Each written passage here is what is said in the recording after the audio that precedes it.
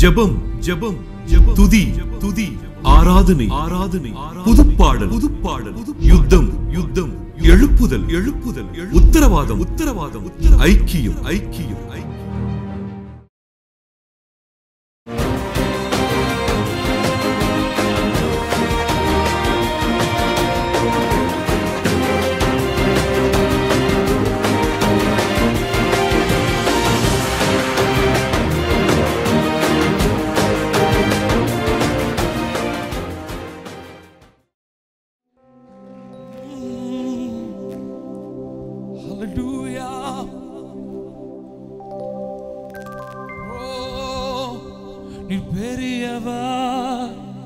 அற்புதங்கள் செய்பவர் உம்மை போல யாரும் இல்லை. சொல்ல முடியுமா? உம்மை போல யாரும் இல்லை. அற்புதங்கள் செய்பவர் உம்மை போல யாரும் இல்லை. உம்மை போல யாரும் இல்லை. பெரியவர் அற்புதங்கள் செய்பவர் உம்மை போல யாரும் இல்லை. இயேசுவே உம்மை போல யாரும் இல்லை. நீ பெரியவர்.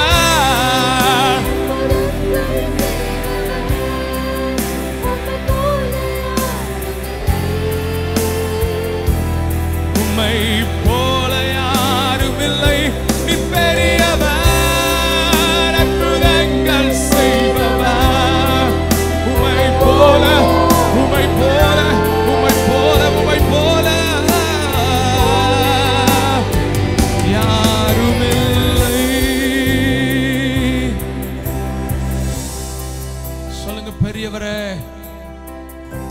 வாயினால சொல்லுங்க பெரியவரே.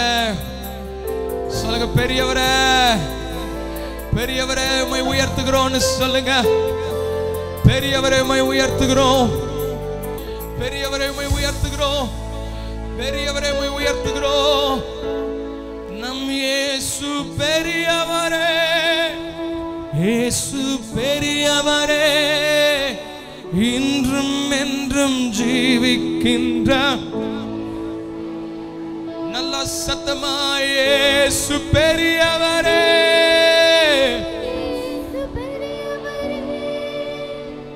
இன்றும் என்றும் ஜீவிக்கின்ற இயேசு பெரியவரே. உம்மை உயர்த்தி உயர்த்தி என் உள்ளம் மகிழுதையா. உம்மை நோக்கி பார்த்து என் இதயம் துள்ளுதையா. என் இதயம் துள்ளுதையா. சத்தத்தை உயர்த்தி எல்லாரும் உம்மை உயர்த்தி உயர்த்தி என் உள்ளம் மகிழுதையா. உம்மை நோக்கி பார்த்து இதயம் துள்ளுதையா. என் இதயம் துள்ளுதையா. கல்வாரி நாயகனே. கண்களில் நிறைந்தவரே. கரம் பிடித்தவரே. கரம் பிடித்தவரே. கைவிட கண்மலை. கைவிட கண்மலையே. கவர்ச்சி நாயகனே. கவர்ச்சி நாயகனே. கண்களில் நிறைந்தவரே. கண்களில் நிறைந்தவரே. கரம் பிடித்தவரே. கரம் பிடித்தவரே. கைவிட கண்மலையே. கைவிட கண்மலையே. உமக்கே ஸ்தோத்திரம். நீங்க சொல்லணும் எல்லாரும்.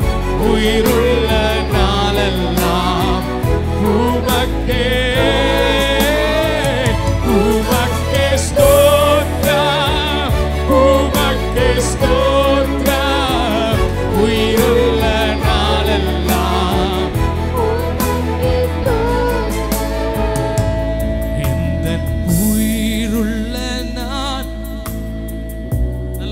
கொடுத்தீங்களப்பா.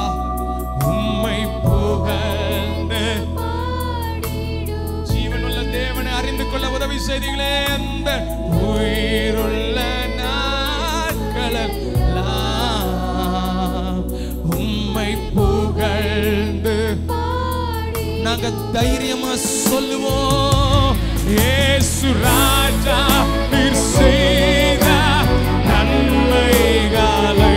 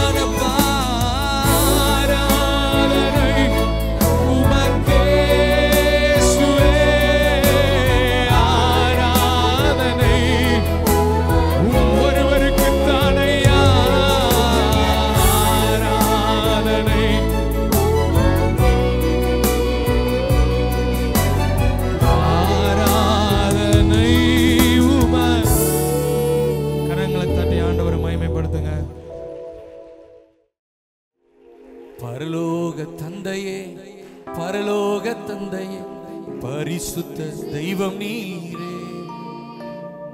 பல கோடி தேவர்கள் உயர்ந்தவர் உன்னத பரிசுத்த தெய்வம் நீரே. பரலோக தந்தையே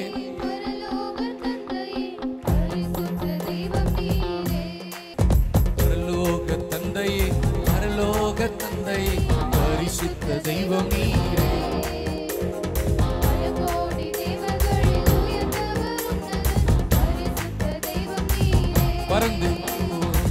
பறந்து காக்கும் பட்சியை போல தேவன் தினமும் காத்திடுவாரே. தகப்பன் பிள்ளையை சுமப்பது போல தேவன் தினமும் சுமந்திடுவாரே. தாயை போல் தகப்பன் போல சுமந்திடுவார். தாயை போல்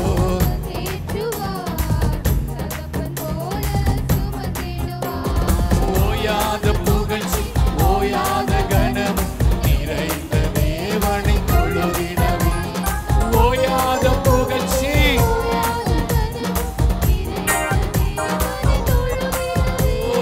பரலோக தந்தையே பரலோக தந்தையே பரிசுத்த. நல்ல கையை தட்டி சொல்லுங்க. இப்ப ஆவில ஒரு அனல் உண்டாகும்படி எல்லா சோர்வின் ஆவி எல்லா பலவீனத்தின் ஆவி வெளியேறட்டும். பரலோக தந்தையே உங்க சத்தம் அதிகமா இருக்கட்டும். பின்னால இருக்கவங்க நல்ல கையை தட்டி சொல்லுங்க.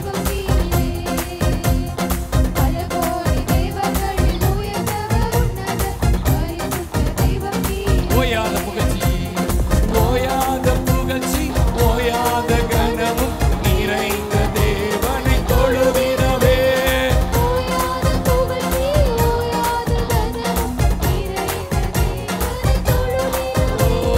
பரலோக தந்தையே பரலோக தந்தையே பரிசுத்த தெய்வம் நீரே. பல கோடி தேவர்களின் கைதட்டி சொல்லுங்க. பரலோக தந்தையே பரலோக தந்தையே பரிசுத்த தெய்வம் நீரே.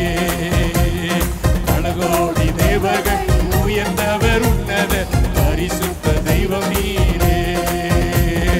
ஓயாத புகழ்ச்சி ஓயாத கணமும் நிறைந்த தேவன் தொழுதிடவே.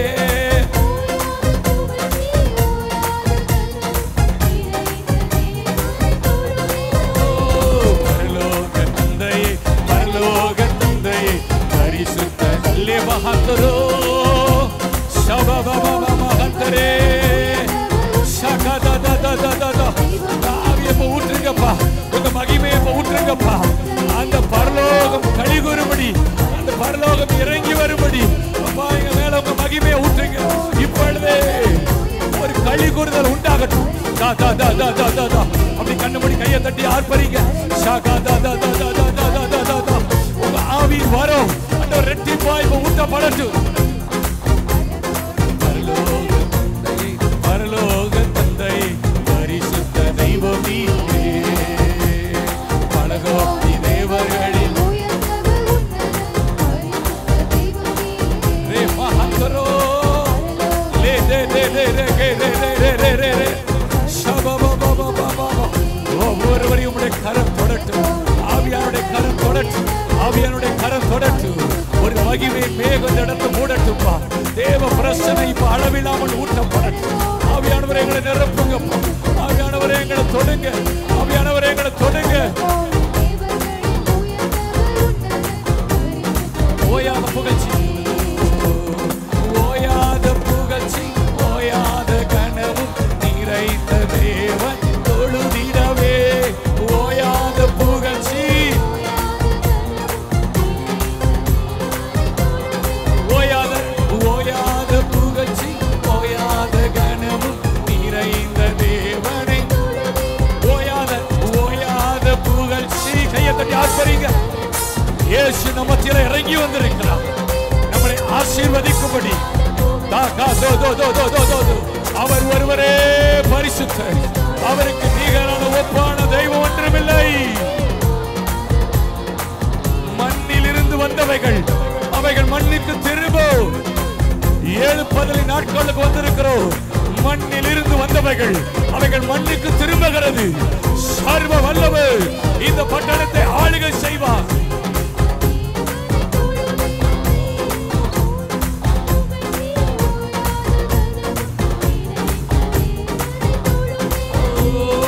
ஓயாத புகழ்ச்சி, ஓயாத கனமும் நிறைந்த தேவனை. பரலோக தந்தையே, பரலோக தந்தையே, பரலோக தந்தையே, பரிசுத்த தெய்வம் நீரே, பரலோகி தேவர்கள் உயர்ந்தவர் உன்னத பரிசுத்த தெய்வம் நீரே.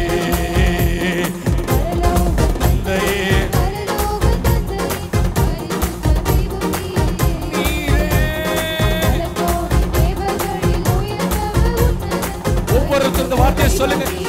பரலோக தந்தையே, பரலோக தந்தையே, பரலோக தந்தையே, பரிசுத்த தெய்வம் நீரே, பரலோகி தேவர்களில் ஓயாத புகழ்ச்சி, ஓயாத புகழ்ச்சி, ஓயாத கனமும் ஓயாத புகழ்ச்சி,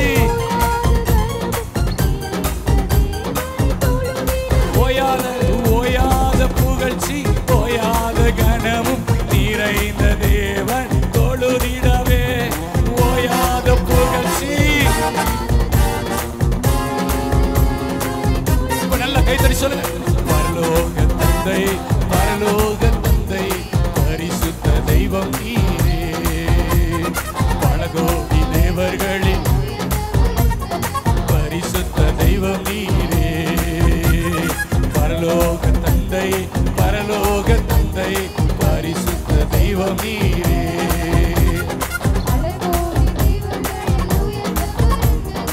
பரிசுத்த தெய்வம் நீ. நல்ல கைகளை தட்டி அப்படி ஆர்ப்பரிங்க, ஆர்ப்பரிங்க. அவருக்கு ஒப்பானவர் ஒருவரும் இல்லை. இயேசுவே, ஓ இயேசுப்பா, உம்மை துதித்திடுவே, நாமம் உயர்த்திடுவே. உயிருள்ள வரையில்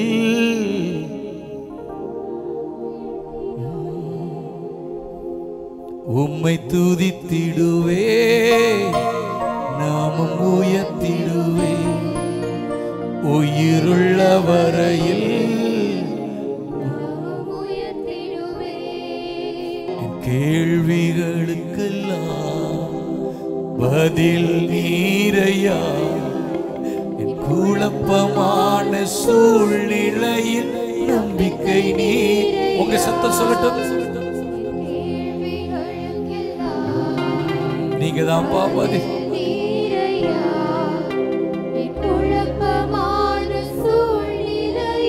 நம்பிக்கை நீரையா நிரந்தரம் இல்லா நிரந்தரம் இல்லா வாழ்வில் நிரந்தரம் நித்தியம் நிரந்தரம் நீரானையா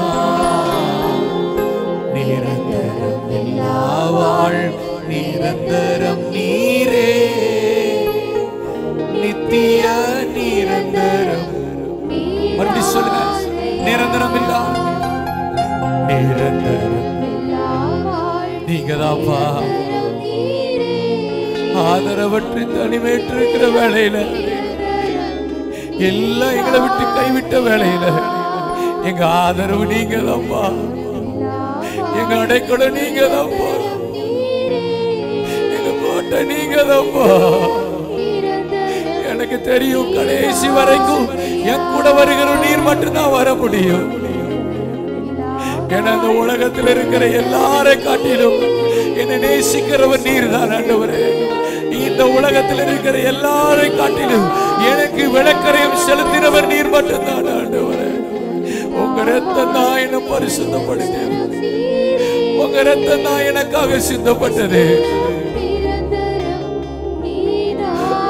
அப்பா சொல்லுங்க, நிரந்தரம் இல்ல. அப்படி கைகளை வைத்து சொல்லுங்க, என் கூட வருவார் நீர் தான்.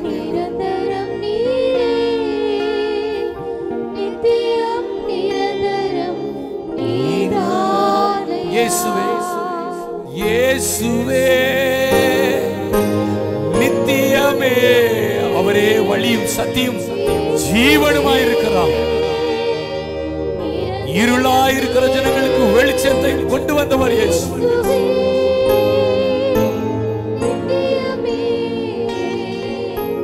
இயேசுவே,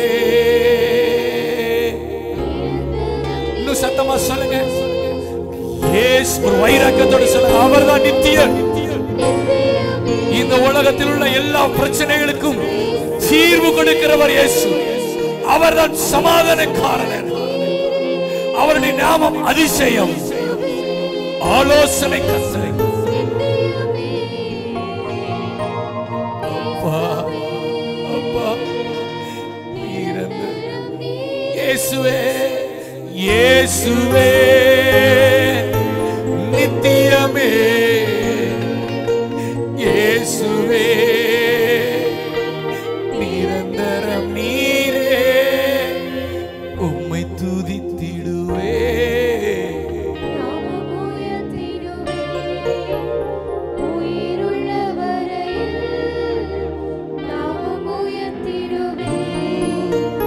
உம்மை துதித்திடுவே, நாமம் உயர்த்திடுவே, உயிருள்ள வரையில் நாமம் உயர்த்திடுவே. யெகோவா யெகோவா யெகோவா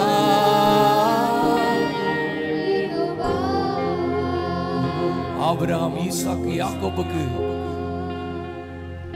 தன் சர்வ வல்லமையுள்ள தேவனாய் வெளிப்பட்டேன். மோசேயை பார்த்து சொல்றான், நான் யெகோவா, நான் யெகோவா, நான் யெகோவா. அப்படி கையை உங்களை உயர்த்தி சொல்லுங்க, அந்த நாமம் உயர்த்தப்பட வேண்டியது, உலகம் முழுவதும் உயர்த்தப்பட வேண்டிய ஒரே நாமம்.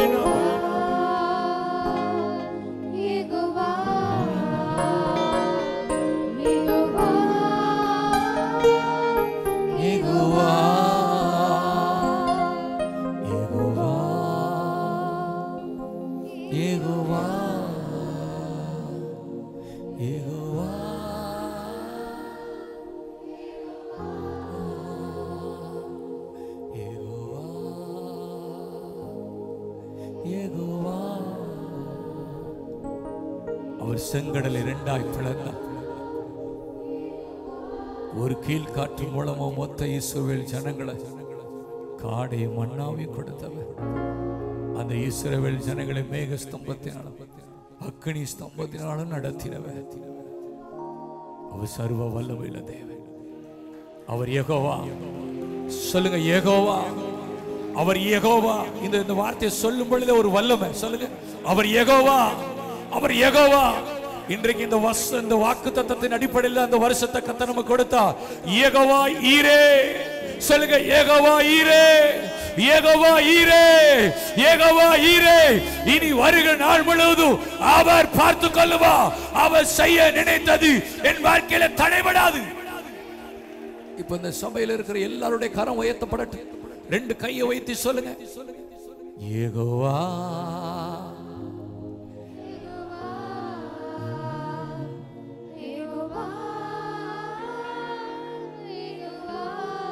அவர் உயர்த்தப்படட்டும், உயர்த்தப்படட்டும். கண்களை மூடிக்கொள்ளுங்க. ஒரு தேவ பிரசனம் அப்படி நிரப்பட்டுப்பா. மனபாரத்தோடு, வேதனையோடு, ஆதரவற்றவரோடு, திக்கற்றோடு வந்தவர்களுக்கு இன்னைக்கு அவர் சொல்ற, நான் யெகோவா, நான் யெகோவா, பயப்படாதே, நான் உனக்கு துணை நிற்கிறேன். நான் மோசையோடு இருந்தது போல நான் உன்னோடும் இருப்பேன். நான் உன்னை விட்டு விலகுவதும் இல்லை, நான் உன்னை கைவிடுவதும் இல்லை. நான் உன்னோடு கூட செய்யும் காரியம் அது பயங்கரமாய் இருக்க போகிறது. போரடிக்கிறதுக்கு உன்னை புதியதும் கூர்மையான ஆயுதமாய் நான் மாற்றுகிறேன். அப்பா, எங்களுக்கு பலன் இல்லை, எங்களுக்கு திறமை இல்லை, நானும் இல்லை.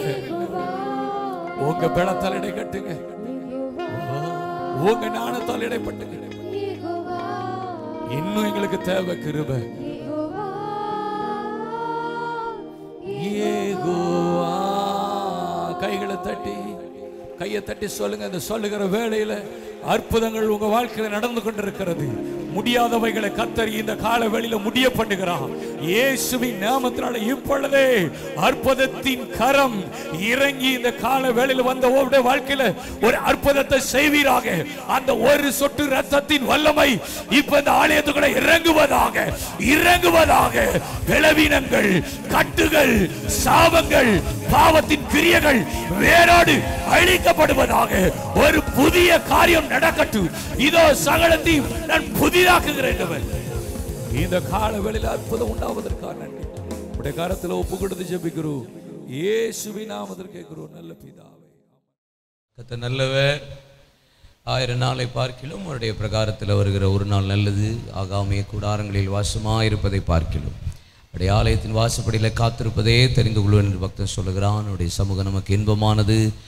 இந்த நல்ல அப்போஸ்தலர் திருச்சபையின் ஆராதனைக்கு வந்திருக்கிற உங்கள் ஒவ்வொருவரையும் ஆண்டவராகிய இயேசு நாமத்தில் அன்போடு வாழ்த்துகிறேன். கர்த்தர் உங்களையும் உங்கள் குடும்பங்களையும் ஆசீர்வதிப்பாராக. ஆமென்.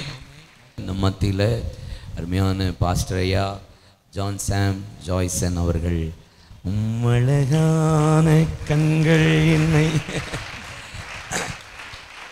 நல்ல ஒரு தெய்வ மனிதர். அருமையான பாஸ்டர் ஐயாவை நான் அன்போடு அழைக்கிறேன் மேடைக்கு. கரங்களை நல்லா தட்டி பிரதர் ஸ்டீஃபன் முன்பாக வந்து அவரை கனம் பண்ணுவார்.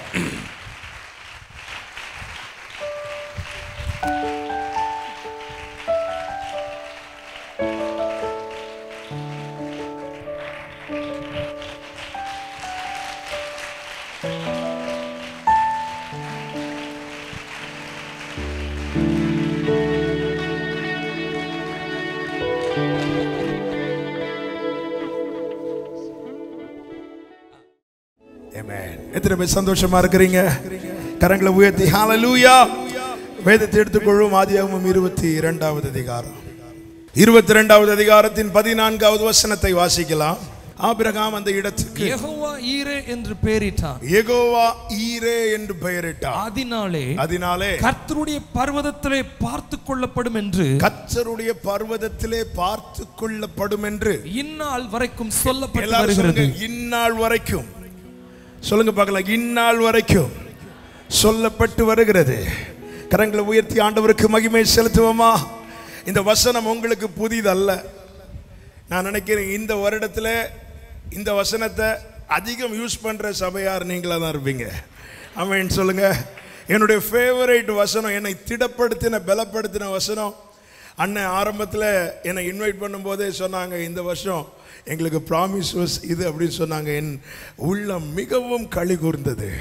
நான் உடைக்கப்பட்ட சோர்ந்து போன பல தருணங்களில் என்னை நிலைநிறுத்தின வார்த்தை, கர்த்தருடைய பர்வதத்திலே பார்த்து கொள்ளப்படும். ஆபிரகாமுடைய காரியம் மாத்திரமல்ல, என் காரியம், என் குடும்பத்தின் காரியம், என் சபையின் காரியம் என் தகப்பன் பர்வதத்தில் பார்த்து கொள்ளப்படும் என விசுவாசிக்கிறவங்க நல்ல கரங்களை தட்டி ஆமென் என்று சொல்லி ஆண்டவருக்கு மகிமை செலுத்துவோமா. ஹல்லேலூயா. நீங்க இதை குறித்து அதிகம் செய்தி கேள்விப்பட்டிருப்பீர்கள்.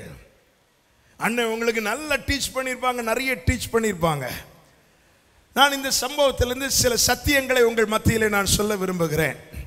சில ஆவிக்குரிய சத்தியங்களை கர்த்தருடைய ஆவியானவர் காண்பிக்கிற வெளிச்சத்தின் பிரகாரமாய் உங்கள் மத்தியில் நான் சொல்ல விரும்புகிறேன். தயவாய் ஒரு பிரசங்கமாய் யாரும் கேட்க வேண்டாம். கர்த்தர் உங்களோடு கூட பேச விரும்புகிறார். ஆமென். ஒருவேளை இன்னைக்கு நீங்க புதுசா வந்திருக்கலாம், தற்செயலாய் வந்தது போல தோணலாம். தற்செயலாய் ஒருவரும் தேவ சமூகத்தில் வர முடியாது.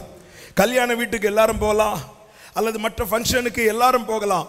ஆனால் தேவ சமூகத்தில் தேவ கிருபை இல்லாமல் ஒருவருக்கு வர முடியாது. ஆமென். கர்த்தருக்கு மகிமை உண்டாவதாக. இந்த சம்பவம் நமக்கு எல்லாருக்குமே தெரியும். 1வது வசனத்தை வாசியுங்கள். சில வசனங்களை ஆரம்பத்தில் வாசித்து விட்டு நான் செய்திக்குள்ளே கடந்து விரும்புகிறேன். 1வது வசனம். இந்த காரியங்கள் நடந்த பின்பு தேவன் ஆபிரகாமை சோதித்தார். போதும். தேவன் ஆபிரகாமை சோதித்தார். இன்னைக்கு நம்ம எல்லாருக்குமே ஆசீர்வாதம் தேவை, சோதனை தேவை கிடையாது. ஆசீர்வாதம் வியாதியா, சாபமா, பில்லி சூனியமா, அந்த கட்டா இந்த கட்டா, இப்படி எல்லாம் ஒரு வார்த்தை சொல்லும் போது உள்ளம் சந்தோஷப்படுது, உள்ளம் களி கூறுது. ஆனா சோதனை என்று சொல்லும் போது அது யாருக்கும் தேவை கிடையாது, யாருக்குமே வேண்டாம். 2 விதமான சோதனைகள் இருக்கிறது. ஒன்று தேவன் அனுமதிக்கிற சோதனை, மற்றொன்று பாவத்தினாலே, நம்முடைய கிரியையினாலே, நம்முடைய மீறுதனாலே உண்டாகிற சோதனை. நம்முடைய கிரியையினால், மீறுதலினால் உண்டாகிற சோதனையில் அநேக இழப்புகள், நஷ்டங்கள் உண்டு. இங்கே நான் அதை குறித்து பேசவில்லை.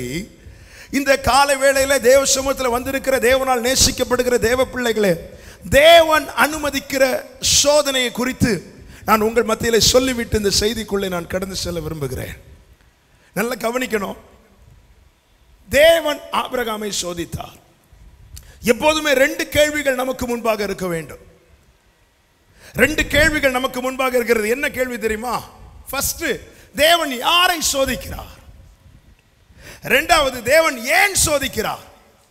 யாரை சோதிக்கிறார் ரெண்டும், ஏன் சோதிக்கிறார் ரெண்டும் நமக்கு ஆன்சர் தெரிஞ்சிட்டுனா சோதனையில நம்முடைய வாயில புலம்பல் வராது, மாறாக தேவனை துதிக்கிற துதிதான் இருக்கும். இன்னைக்கு அநேகர் சோர்ந்து போறது சோதனையில. யாரை கர்த்தர் சோதிக்கிறார்? எல்லாரையும் கர்த்தர் சோதிக்கிறாரா? எல்லாரையும் சோதிக்கிற மாதிரி தான் கர்த்தர் என்ன சோதிக்கிறாரா? தேவன் யாரை சோதிக்கிறார்? மத்தேயு 4வது அதிகாரம் அதனுடைய 1வது வசனம். அப்பொழுது இயேசு பிசாசினால் சோதிக்கப்படுவதற்கு ஆவியானவராலே வனாந்தரத்துக்கு கொண்டு போகப்பட்டார். இயேசு சோதிக்கப்பட ஆவியானவரால் வனாந்தரத்துக்கு கொண்டு போகப்பட்டார். வேதம் சொல்லுகிறது அப்பொழுது இயேசு. எப்பொழுது இயேசு? என்னுடைய மெசேஜில் நீங்களும் என் கூட பேசணும், ரைட்? எப்பொழுது இயேசு சோதிக்கப்பட கொண்டு போகப்பட்டார்? அப்பொழுது. எப்பொழுது? அப்பொழுது. 3வது அதிகாரத்தின் கடைசி வசனமும் 4வது அதிகாரத்தின் 1வது வசனத்தையும் சேர்த்து வாசியுங்கள். 3 கடைசியும் 4 1. அன்றியும் வானத்திலிருந்து ஒரு சத்தம் உண்டாகி, இவர் என்னுடைய நேசகுமாரன், இவரில் பிரியமாயிருக்கிறேன் என்று உரைத்தது. அப்பொழுது இயேசு சோதிக்கப்பட வனாந்தரத்துக்கு கொண்டு போகப்பட்டார். எப்பொழுது இயேசு சோதிக்கப்பட வனாந்தரத்துக்கு கொண்டு போகப்பட்டார்? அவர் சோதிக்கப்படுவதற்கு சற்று முன்பு வானத்தில் இந்த ஒரு சத்தம் உண்டானது. என்ன சத்தம்? இவர் என்னுடைய நேசகுமாரன், இவரில் நான் பிரியமாயிருக்கிறேன் என்று உரைத்தது. அப்பொழுது இயேசு சோதிக்கப்பட ஆவியானவராலே வனாந்தரத்துக்கு கொண்டு போகப்பட்டார். இந்த ஆரம்ப வேளையில் நான் சொல்லுகிறேன், சோதனை, தேவன் அனுமதிக்கிற சோதனை எல்லாருக்கும் அல்ல, ஆண்டவருக்கு மிகவும் பிரியமானவர்களுக்கு மாத்திரமே, ஆண்டவருடைய நேச பிள்ளைகளுக்கு மாத்திரமே. தேவனால் சோதிக்கப்படும் போது சற்று முன்புதான் பரத்திலிருந்து ஒரு சத்தம் உண்டாயிருக்கிறது. என்ன சத்தம்? என்னுடைய நேசகுமாரன். ஆண்டவர் சமூகத்தில் சாத்தானும் போய் நிற்கிறான். யோபுவை சோதிக்க பெர்மிஷன் கேட்கிறான். எப்போ கேட்கிறான்? ஆண்டவர் சொல்லுவார், என் தாசனாகி யோபுவின் மேல் கவனம் வைத்தாயோன்னு கேட்பார். அதன் பிறகுதான் சோதிக்க பெர்மிஷன் கேட்கிறான். அது நீர் அவனை சுற்றிலும் வேலி அடைத்து வைக்கவில்லையோ? சோதனை எல்லாருக்கும் அல்ல, சோதனை அவருக்கு மிகவும் பிரியமானவர்களுக்கு மாத்திரமே. ஆமென் சொல்லுங்க பார்க்கலாம். ஆதியாகமம் முதல் வெளிப்படுத்தின விசேஷம் வரைக்கும், ஆபிரகாம் முதல் இயேசுவின் மார்பில் சாய்ந்திருந்த யோவான் வரைக்கும் நாம் திரும்பி பார்த்தால் ஆண்டவருக்கு மிகவும் பிரியமானவர்கள் எவர்களோ, ஆண்டவரால் மிகவும் நேசிக்கப்பட்டவர்களும் ஆண்டவர் மேல் உண்மையான அன்பு உள்ளவர்களுக்கும் கர்த்தர் சோதனையின் பாதையிலே நடத்துகிறார். கர்த்தர் பார்த்துக் கொள்வார். யெகோவா ஈரே எல்லாம் நமக்கு பலப்படுத்துகிற வார்த்தைகள், திடப்படுத்துகிற வார்த்தைகள். ஆனால் சோதனையில் சோர்ந்து போய் யாராவது வந்திருக்கிறீங்களா? இந்த ஆரம்ப வேளையில கர்த்தருடைய ஆவியானவர் உங்களை பார்த்து தான் சொல்லுகிறார், ஏன் உன் வாழ்க்கையில் இந்த சோதனை தெரியுமா? ஆண்டவர் உன் மேல வச்சிருக்கிற அன்பு அவ்வளவு பெருசு. ஹல்லேலூயா.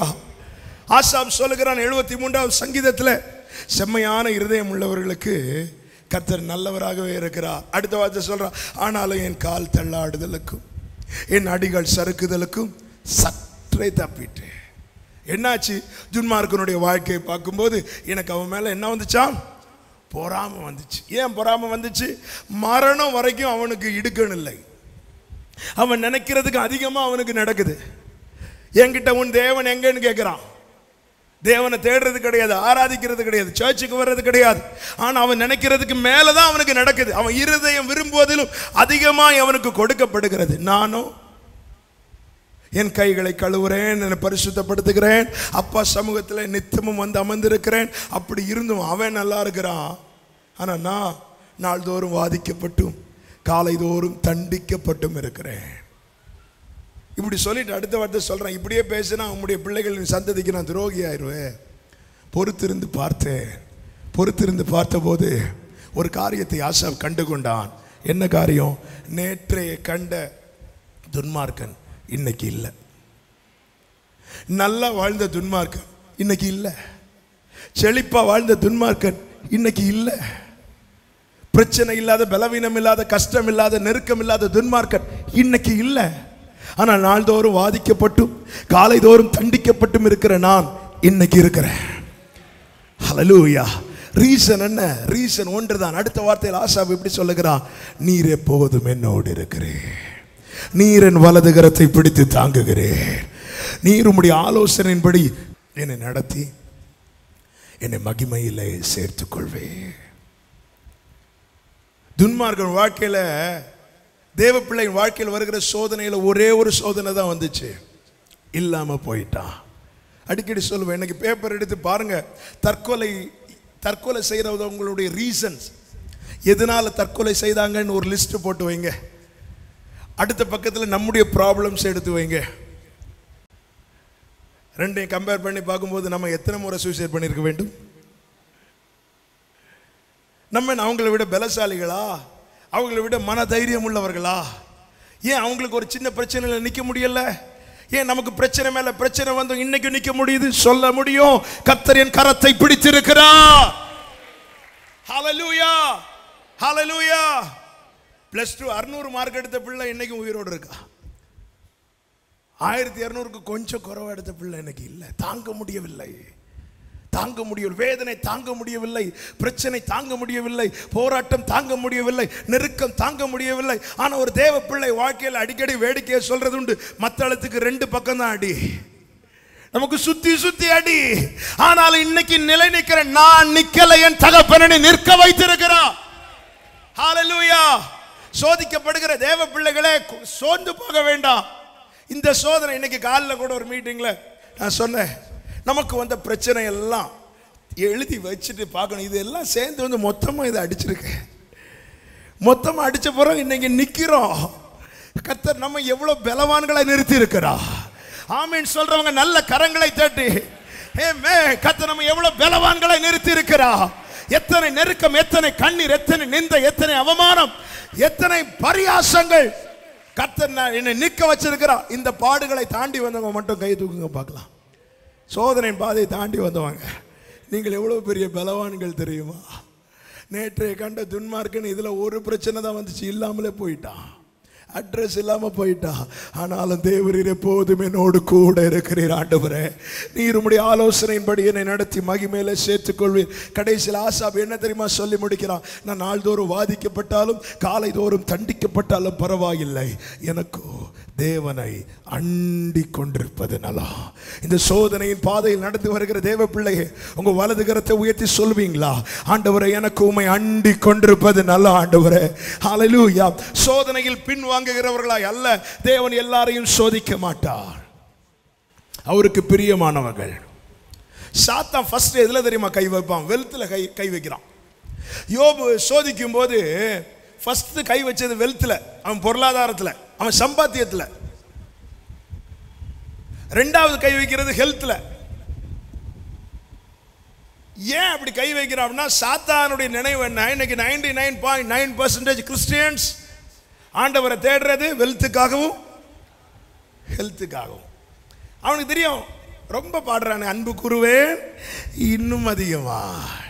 கொஞ்சம் வெல்த்தில் கை வச்சு பார்ப்போம், அடுத்த வாரம் அன்பு கூறுகிறானா இல்லையா பார்ப்போம்.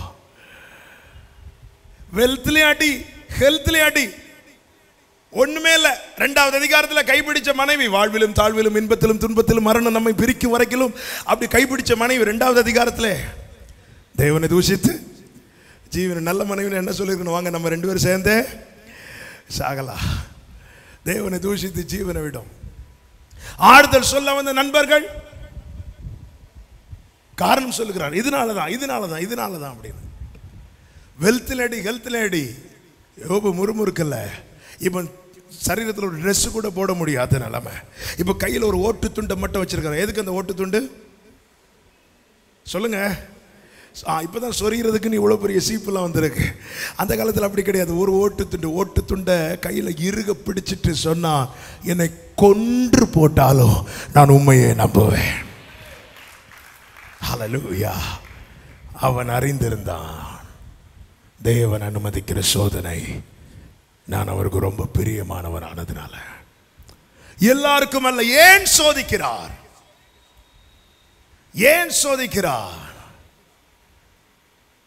ஒரு 3 காரியங்களை நான் உங்கள் மத்தியில் இதை சொல்லி நான் உங்களுக்கு ஜெபிக்கிறேன். ஆதியாகமம் 22வது அதிகாரத்தை எடுத்து வைத்துக் கொள்ளுங்கள். முதலாவது கர்த்தர் ஏன் சோதிக்கிறார்? உபாகமம் 13வது அதிகாரத்தின் 3வது வசனத்தின் பிற்பகுதி.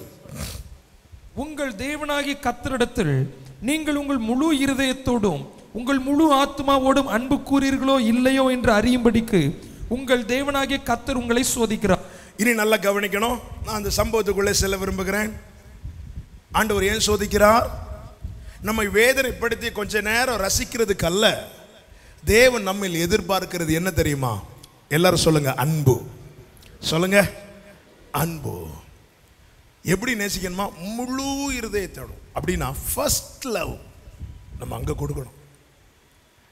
ஆதியாகமம் 22வது அதிகாரத்தில் இந்த காரியங்கள் நடந்த பின்பு கர்த்தர் ஆபிரகாமை சோதித்தார். ஆபிரகாமுக்கு வந்த சோதனை என்ன? வாசிங்கள் 2வது வசனம். உன் ஏகசுதன், உன் நேசகுமாரன் ஈசாக்க எனக்கு பலி செலுத்த அப்படிங்கிறார். நம்ம ரீசன் பார்த்தோம். ஏன் கர்த்தர் சோதிக்கிறார்? அன்பை எதிர்பார்த்து சோதிக்கிறார். அன்பு வெளிப்பட, நான் தேவன் எதிர்பார்க்கிற அன்பு நம்மில் வெளிப்படுவதற்காக கர்த்தர் சோதிக்கிறார். அடுத்து கேட்கலாம், அன்பு இல்லாமலா எல்லாவற்றையும் விட்டு வந்தான் ஆபிரகாம்? தகப்பன் வீடு, இனம், தேசம், தேவன் மேல் அன்பு இல்லாமலா விட்டு வந்தான்? அப்படி சும்மா விட முடியாதே. நேசம் மரணத்தை விட வலியதல்லவா? பிறந்து வளர்ந்த இடம் எல்லாவற்றையும் ஒரே நாள்ல விட்டு வந்தானா ஆண்டவர் மேல அவன் வச்சிருக்க அன்பு தானே காரணம். வார்த்தை மேல் விசுவாசம் உள்ளவனாகி விசுவாசத்தில் வல்லவனானது அன்பு இல்லாமலா? ஏன் கர்த்தர் அப்போ இந்த டைம்ல இப்படி ஆபிரகாமை சோதிக்க வேண்டும்? வேதம் சொல்லுகிறது, இவைகளுக்கு பின்பு கர்த்தர் ஆபிரகாமை சோதித்தார்.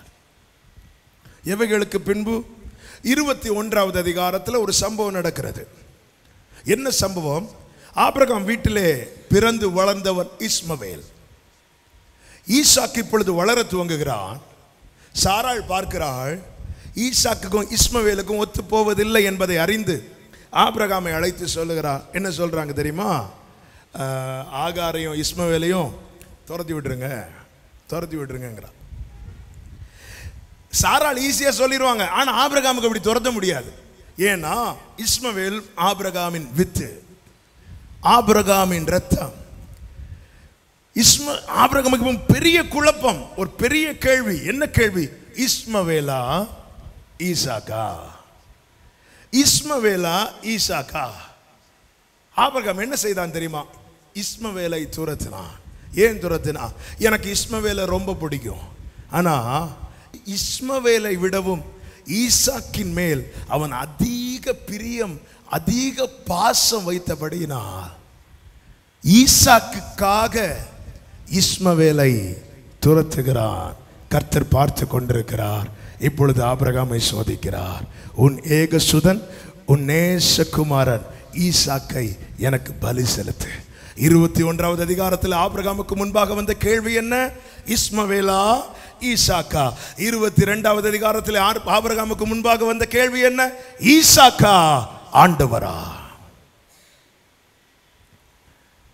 ஈசாக்கா ஆண்டவரா?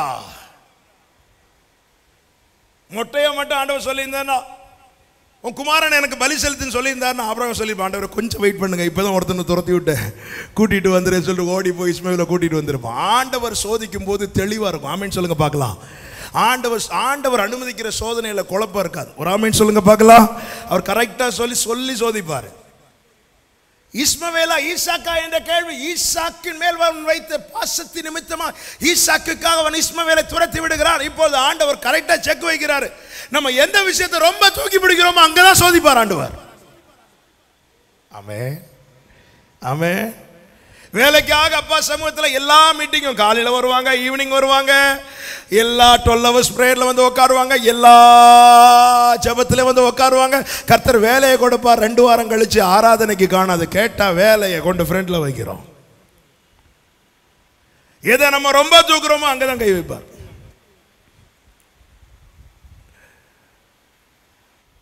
உங்கள் தேவனாகிய கர்த்தரிடத்தில் நீங்கள் முழு உள்ளத்தோடு அன்பு கூறுகிறீர்களோ இல்லையோ என்பதை அறியும்படி கர்த்தர் சோதிக்கிறார். இந்த வார்த்தையை சொல்லும் போது நான் மீண்டும் பாரத்தோடு சொல்லுகிறேன், தேவன் நம்மிடத்தில் எதிர்பார்க்கிறது அன்பு. இன்னைக்கு வரங்களை உலகம் பெருசா பார்க்குது. வரங்கள் உள்ளவங்களை உலகம் தூக்கி வைக்குது. வரங்களை உலகம் பெருசா பார்க்கும், கனிகளை பரலோகம் பெருசா பார்க்கும். ஆண்டவர் ஒரு நாள் சொல்லலை, நல்ல வரம் இல்லைன்னா உனக்கு கீழே கோடாரி வைக்கப்பட்டிருக்குன்னு சொல்லலை. கனி இல்லைன்னா கோடாரி வச்சிருக்காரு. வரம் அப்பா தர்றது, கனி நம்ம கொடுக்குது. ஆமீன் சொல்லுங்க பார்க்கலாம். அப்பா தர்றது தேவை, எவ்வளவுக்கு தேவை, யார் யாருக்கு என்ன கொடுக்கணும் அதை கொடுப்பார். ஆனால் அப்பாவுக்கு கொடுக்கறத கரெக்டாக கொடுக்கணும். எபேசு சபையில் சூப்பர் வரங்கள் செயல்பட்டது. அந்த வரங்கள் எல்லா சபையிலும் செயல்பட வேண்டும் என நான் மனதார விரும்புகிறேன், ஜெபிக்கிறேன். என்ன வரம்? அப்போஸ்தலர்கள் அல்லாதவர்கள் தங்களை அப்போஸ்தலர்கள் என்று சொல்லிக் கொள்ளுவது. அப்படி யாராவது சொல்லிட்டாங்கன்னா அல்லது கள்ள உபதேசம் எடுத்து ஒருத்தங்க வந்து பேசினாங்கன்னா கரெக்டாக தூக்கிடுவாங்க. எபேசு சபையில் புரட்டு உபதேசங்கள், கள்ள உபதேசங்கள்லாம் வேலைக்கு ஆகாது. என்ன ஒரு வரம்? இந்த வாரம் எல்லா சபையில் இருக்குமானால் வேத புரட்டாட்டுக்காரனுக்கு சபைகளில் இடம் கிடையாது. இந்த வரங்கள் சபையில் செயல்படணும், ரொம்ப சந்தோஷம். ஆனால் ஆண்டவர் சொல்லிட்டு சொல்லார், ஆனாலும் எனக்கு உன் பேரில் ஒரு குறைவு இருக்குப்பா, எனக்கு திருப்தி வரல. அவன் தேவன் எதில் திருப்தி படுவார் அப்படின்னா ஆதி அன்பு, ஃபர்ஸ்ட் லவ். இன்னைக்கு ஆதி அன்பு பாதியா போச்சு, மீதி எங்கேன்னு கேட்கிறாரு. ஆபிரகாமே, நீ நேசிக்கிற ஆபிரகாமே, ஆண்டவர் அறிய வேண்டியது ஒண்ணு தான். என் மேல நீ அன்பு இல்லைன்னு நான் சொல்லலை, ஈசாக்கை விட நீ நேசிக்கிறியா? இன்னைக்கு இதே கேள்வியை முன் வைக்கிறா. ஈசாக்கை விட நீ நேசிக்கிறியா? ஈசாக்கை விட நீ நேசிக்கிறியா? ஆபிரகாமை பாருங்க. ஆண்டவரே, ஈசாக்குக்காக நான் இஸ்மவேலை இழப்பேன், ஆனால் யாருக்காகவும் எதற்காகவும் என்னை அழைத்த ஆண்டவரை நான் விட மாட்டேன். ஹல்லேலூயா. ஈசாக்குக்காக நான் இஸ்மவேலை இழப்பேன். ஈசாக்கா இஸ்மவேலா என்ற கேள்விக்கு முன்பாக ஆபிரகாம் துணிந்து ஒரு தீர்மானம் எடுத்தான். ஈசாக்குக்காக இஸ்மவேலை துரத்துகிறான். ஆனா இப்போ ஈசாக்கு ஆண்டவரா என்கிற ஒரு கேள்வி. ஆபிரகாம் கொஞ்சம் கூட தயங்கல்ல, கொஞ்சம் கூட அவன் திணறல்ல, ஆண்டவர்கிட்ட ப்ளீஸ் பண்ணல. ஆண்டவர்கிட்ட ப்ளீஸ் பண்ணியிருந்தா ஆண்டவர் நிச்சயமா மாத்திருப்பார். லோத்துக்காக அவர் பாதத்தை பிடித்த போது ஆபிரகாமின் நிமித்தமாய் லோத்துக்கு கர்த்தர் இரக்கம் செய்தார் அல்லவா? வீட்டில் வளர்ந்த மகனுக்கு ஆபிரகாம் பாதத்தை பிடித்ததும் இரக்கம் செய்வாரானால், ஆபிரகாமின் வித்தல்லவா ஈசாக்கு, ஈசாக்குக்காக அவர் பாதத்தை பிடித்ததும் அவர் இறங்க மாட்டார், நிச்சயம் இறங்குவார். ஆனால் பாதத்தை பிடிக்கல. ஆபிரகாம் எழுப்பி நிற்கிறான். டவுட் வந்துட்டு இல்லாண்டவரே, உங்களுக்கு நான் உங்க மேல வச்சிருக்கிற அன்பு மேல டவுட் வந்துட்டு இல்லாண்டவரே, ப்ரூஃப் பண்ணி காட்டுறப்பா, ப்ரூஃப் பண்ணி காட்டுறேன். எனக்கு இந்த பூமியில உண்டான எல்லாவற்றை காட்டிலும் என்னை அழைத்த தேவன் உம்மையே உம்மையே உம்மையே நான் எல்லாவற்றிலும் உயர்த்தி வைத்திருக்கிறேன் என்பதை நான் ப்ரூஃப் பண்ணி காட்டுறேன் ஆண்டவரே. அதிகாலையில் எழும்பி புறப்படுகிறான். நம்ம கிட்ட ஆண்டவர் இப்படி சொல்லியிருந்தாருன்னா கெட்ட சொப்பனம் சொல்லி திரும்பி படுத்து தூங்கிட்டு இருந்திருப்பா. ஹல்லேலூயா. சபையே, ஆண்டவர் விரும்புறது அன்பு. ஹல்லேலூயா, ஹல்லேலூயா. உள்ளத்தை கொடுப்போம், அதன் பிறகு உள்ளதை கொடுப்போம். சிலர் உள்ளதை கொடுப்பாங்க, உள்ளத்தை கொடுக்க மாட்டாங்க. இன்னும் சிலர் உள்ளத்தை கொடுப்பாங்க, உள்ளதை கொடுக்க மாட்டாங்க. உள்ளத்தை கொடுப்போம், அதன் பிறகு உள்ளதை கொடுப்போம். ஆமென். அவ்வளவுதான். ஆபிரகாம் பலி செலுத்த, பிள்ளையை ஒப்பு கொடுக்க ரெடி ஆயிட்டான். காரணம், அவன் கர்த்தர் மேல் வைத்திருக்கிற அன்பு. வேதம் சொல்லுகிறது, ஒருவன் நேசத்துக்காக எதையும் இழப்பான். ஏன் கர்த்தர் சோதிக்கிறார்? அன்பு கூறுகிறோமா இல்லையா என்பதை அறிய. இரண்டாவதாக கர்த்தர் ஏன் சோதிக்கிறார்? உபாகமம் 8வது அதிகாரம் அதனுடைய 2வது வசனம். தேவனாகிய கர்த்தர் உன்னை சிறுமைப்படுத்தும்படிக்கு தம்முடைய கட்டளைகளை நீ கை கொள்ளுவாயோ கை கொள்ள மாட்டோ என்று அவர் உன்னை சோதித்து உன் இருதயத்தில் உள்ளதை அறியும்படிக்கு உன்னை இந்த 40 வருஷம் அளவும் வனாந்தரத்தில் நடத்தி வந்த எல்லா வழியும் நினைப்பாயாக. இரண்டாவது கர்த்தர் ஏன் சோதிக்கிறார்? கீழ்ப்படிதல் நம்மில் வெளிப்பட. கீழ்ப்படுகிறோமா இல்லையா என்பதை நாம் அறிந்து கொள்ள. சாமுவேலை கொண்டு கர்த்தருடைய ஆவியானவர் சவுலோடு பேசினார். பலியை பார்க்கிலும் சொல்லுங்க கீழ்ப்படிதல் உத்தமம். அப்ப என்னில் தேவன் விரும்புகிற உத்தமம் வெளிப்படணும்னா எங்களில் கீழ்ப்படிதல் இருக்கணும். ஆபிரகாம் கிட்ட ஆண்டவர் சொல்லிட்டாரு, உன் ஏகசுதன் உன் நேசகுமாரன் ஈசாக்கை எனக்கு பலி செலுத்து அப்படின்ட்டார். ஆண்டவர் ஒரு 2 days டைம் கொடுங்க ஆண்டவரே, ஒரு 2 weeks டைம் கொடுங்க ஆண்டவரே, ஒரு 1 month டைம் கொடுங்க ஆண்டவரே. கேட்கல. வேதம் சொல்லுகிறது, அதிகாலையில் எழும்பி நைட்டு கர்த்தர் சொல்லிட்டார், 12 o'clock சொல்லிட்டாரு. எப்போ வீடியோன்னு பார்த்துட்டு இருக்கிறான். ஏன்? கர்த்தர் சொன்னதை நான் உடனே செய்யணும். அடுத்த கேள்வி நமக்குள்ள அநேக நேரத்தில் எழும்புகிற கேள்வி இதுதான், கீழ்ப்படியணும்னு ஆசை இருக்கு பிரதர், ஆனா என்னால் கீழ்ப்படிய முடியலையே. கீழ்ப்படியணும்னு ஆசை இருக்கு, வார்த்தையை கேட்கும்போது வசனத்தை கேட்கும்போது உடனே இதுக்கு நான் கீழ்ப்படியணும், உடனே இதை நான் செய்யணும் விரும்புறேன், ஆசை இருக்கு, ஆனா முடியலையே. யாருக்கு கீழ்ப்படிய முடியும்? 1 யோவான் 5வது அதிகாரம் 3வது வசனம். தேவனுடைய கற்பனைகளை கைக்கொள்வதே, நாம் தேவனுடைய கற்பனைகளை கைக்கொள்வதே, அவரிடத்தில் அன்பு கூறுவதா, அவரிடத்தில் அன்பு கூறுவதா, அவருடைய கற்பனைகள் பாரமானவைகள், அவருடைய கற்பனைகள் பாரமானவைகள் அல்ல. ஒரே லைன்ல சொல்றேன், கர்த்தருடைய கற்பனைகள் பாரமானவைகள் அல்ல. யாருக்கு? அவரிடத்தில் அன்பு கூறுகிறவர்களுக்கு. இன்னைக்கு என்னால இந்த வார்த்தைக்கு கீழ்ப்படிய முடியலன்னா நான் அவ்வளவுதான் அவரை நேசிக்கிறேன். ஆபிரகாம் சொன்னதும் காலையில அதிகாலையில் எழுப்பி புறப்படுகிற காரணம், அவன் தேவன் மேல் வைத்திருக்கிற அன்பு அவ்வளவு பெருசு. எல்லாருக்கும் கீழ்ப்படிய முடியாது, நேசிக்கிறவங்களுக்கு கீழ்ப்படியாம இருக்கவும் முடியாது. நேசிக்கிறேன் ஆண்டவரே, அன்பு கூறுகிறேன் ஆண்டவரே. நேற்று அண்ணன் சொன்னாங்க மெசேஜில், கிறிஸ்தவர்கள் எப்போ ரொம்ப பொய் சொல்லுவாங்களாம்? எப்போ ரொம்ப பொய் சொல்லுவாங்களாம்? பாட்டு பாடும்போது. ஆமா, நேசிக்கிறேன் நேசிக்கிறேன் லார்ட் ஐ லவ் யூன்னு சொல்றோம். இந்த வார்த்தையை கேட்டு அன்பு சகலவற்றை நம்பும் ஆண்டவர் நம்பி வரார். அப்போ மகனே ஒன்று எனக்காக இது செய்ப்பா, மகளை இதா எனக்காக செய். அதெல்லாம் செய்ய முடியாது, நாங்கள் பாட மட்டும் முடியும், நாங்கள் பாட்டு மட்டும் பாடுவோம். ஒருவன் நேசத்துக்காக எதையும் இழப்பான். கர்த்தருடைய கற்பனைகள் பாரமானவைகள் அல்ல. யாருக்கு? அவரிடத்தில் அன்பு கூறுகிறவர்களுக்கு. தேவன் எதிர்பார்க்கிற கீழ்ப்படிதல், தேவன் எதிர்பார்க்கிற அன்பு நம்மில் வெளிப்பட வேண்டும் என்பதற்காகவே கர்த்தர் சோதனை அனுமதிக்கிறார். கர்த்தருடைய விருப்பம் என்ன தெரியுமா? அவர் சத்துருவை ஜெயித்தது போல நாம் ஒவ்வொருவரும் அவனை ஜெயிக்க வேண்டும் என கர்த்தர் விரும்புகிறார். எத்தனை பேர் ஆமென் சொல்வீங்க? ஆதியாகமம் 22வது அதிகாரத்தை எடுத்து வைத்துக் கொள்ளுங்கள். அதனுடைய 3வது வசனம் வாசிக்க. நான் சொல்ற வசனம் மாத்திரம் வாசித்தா போதும்.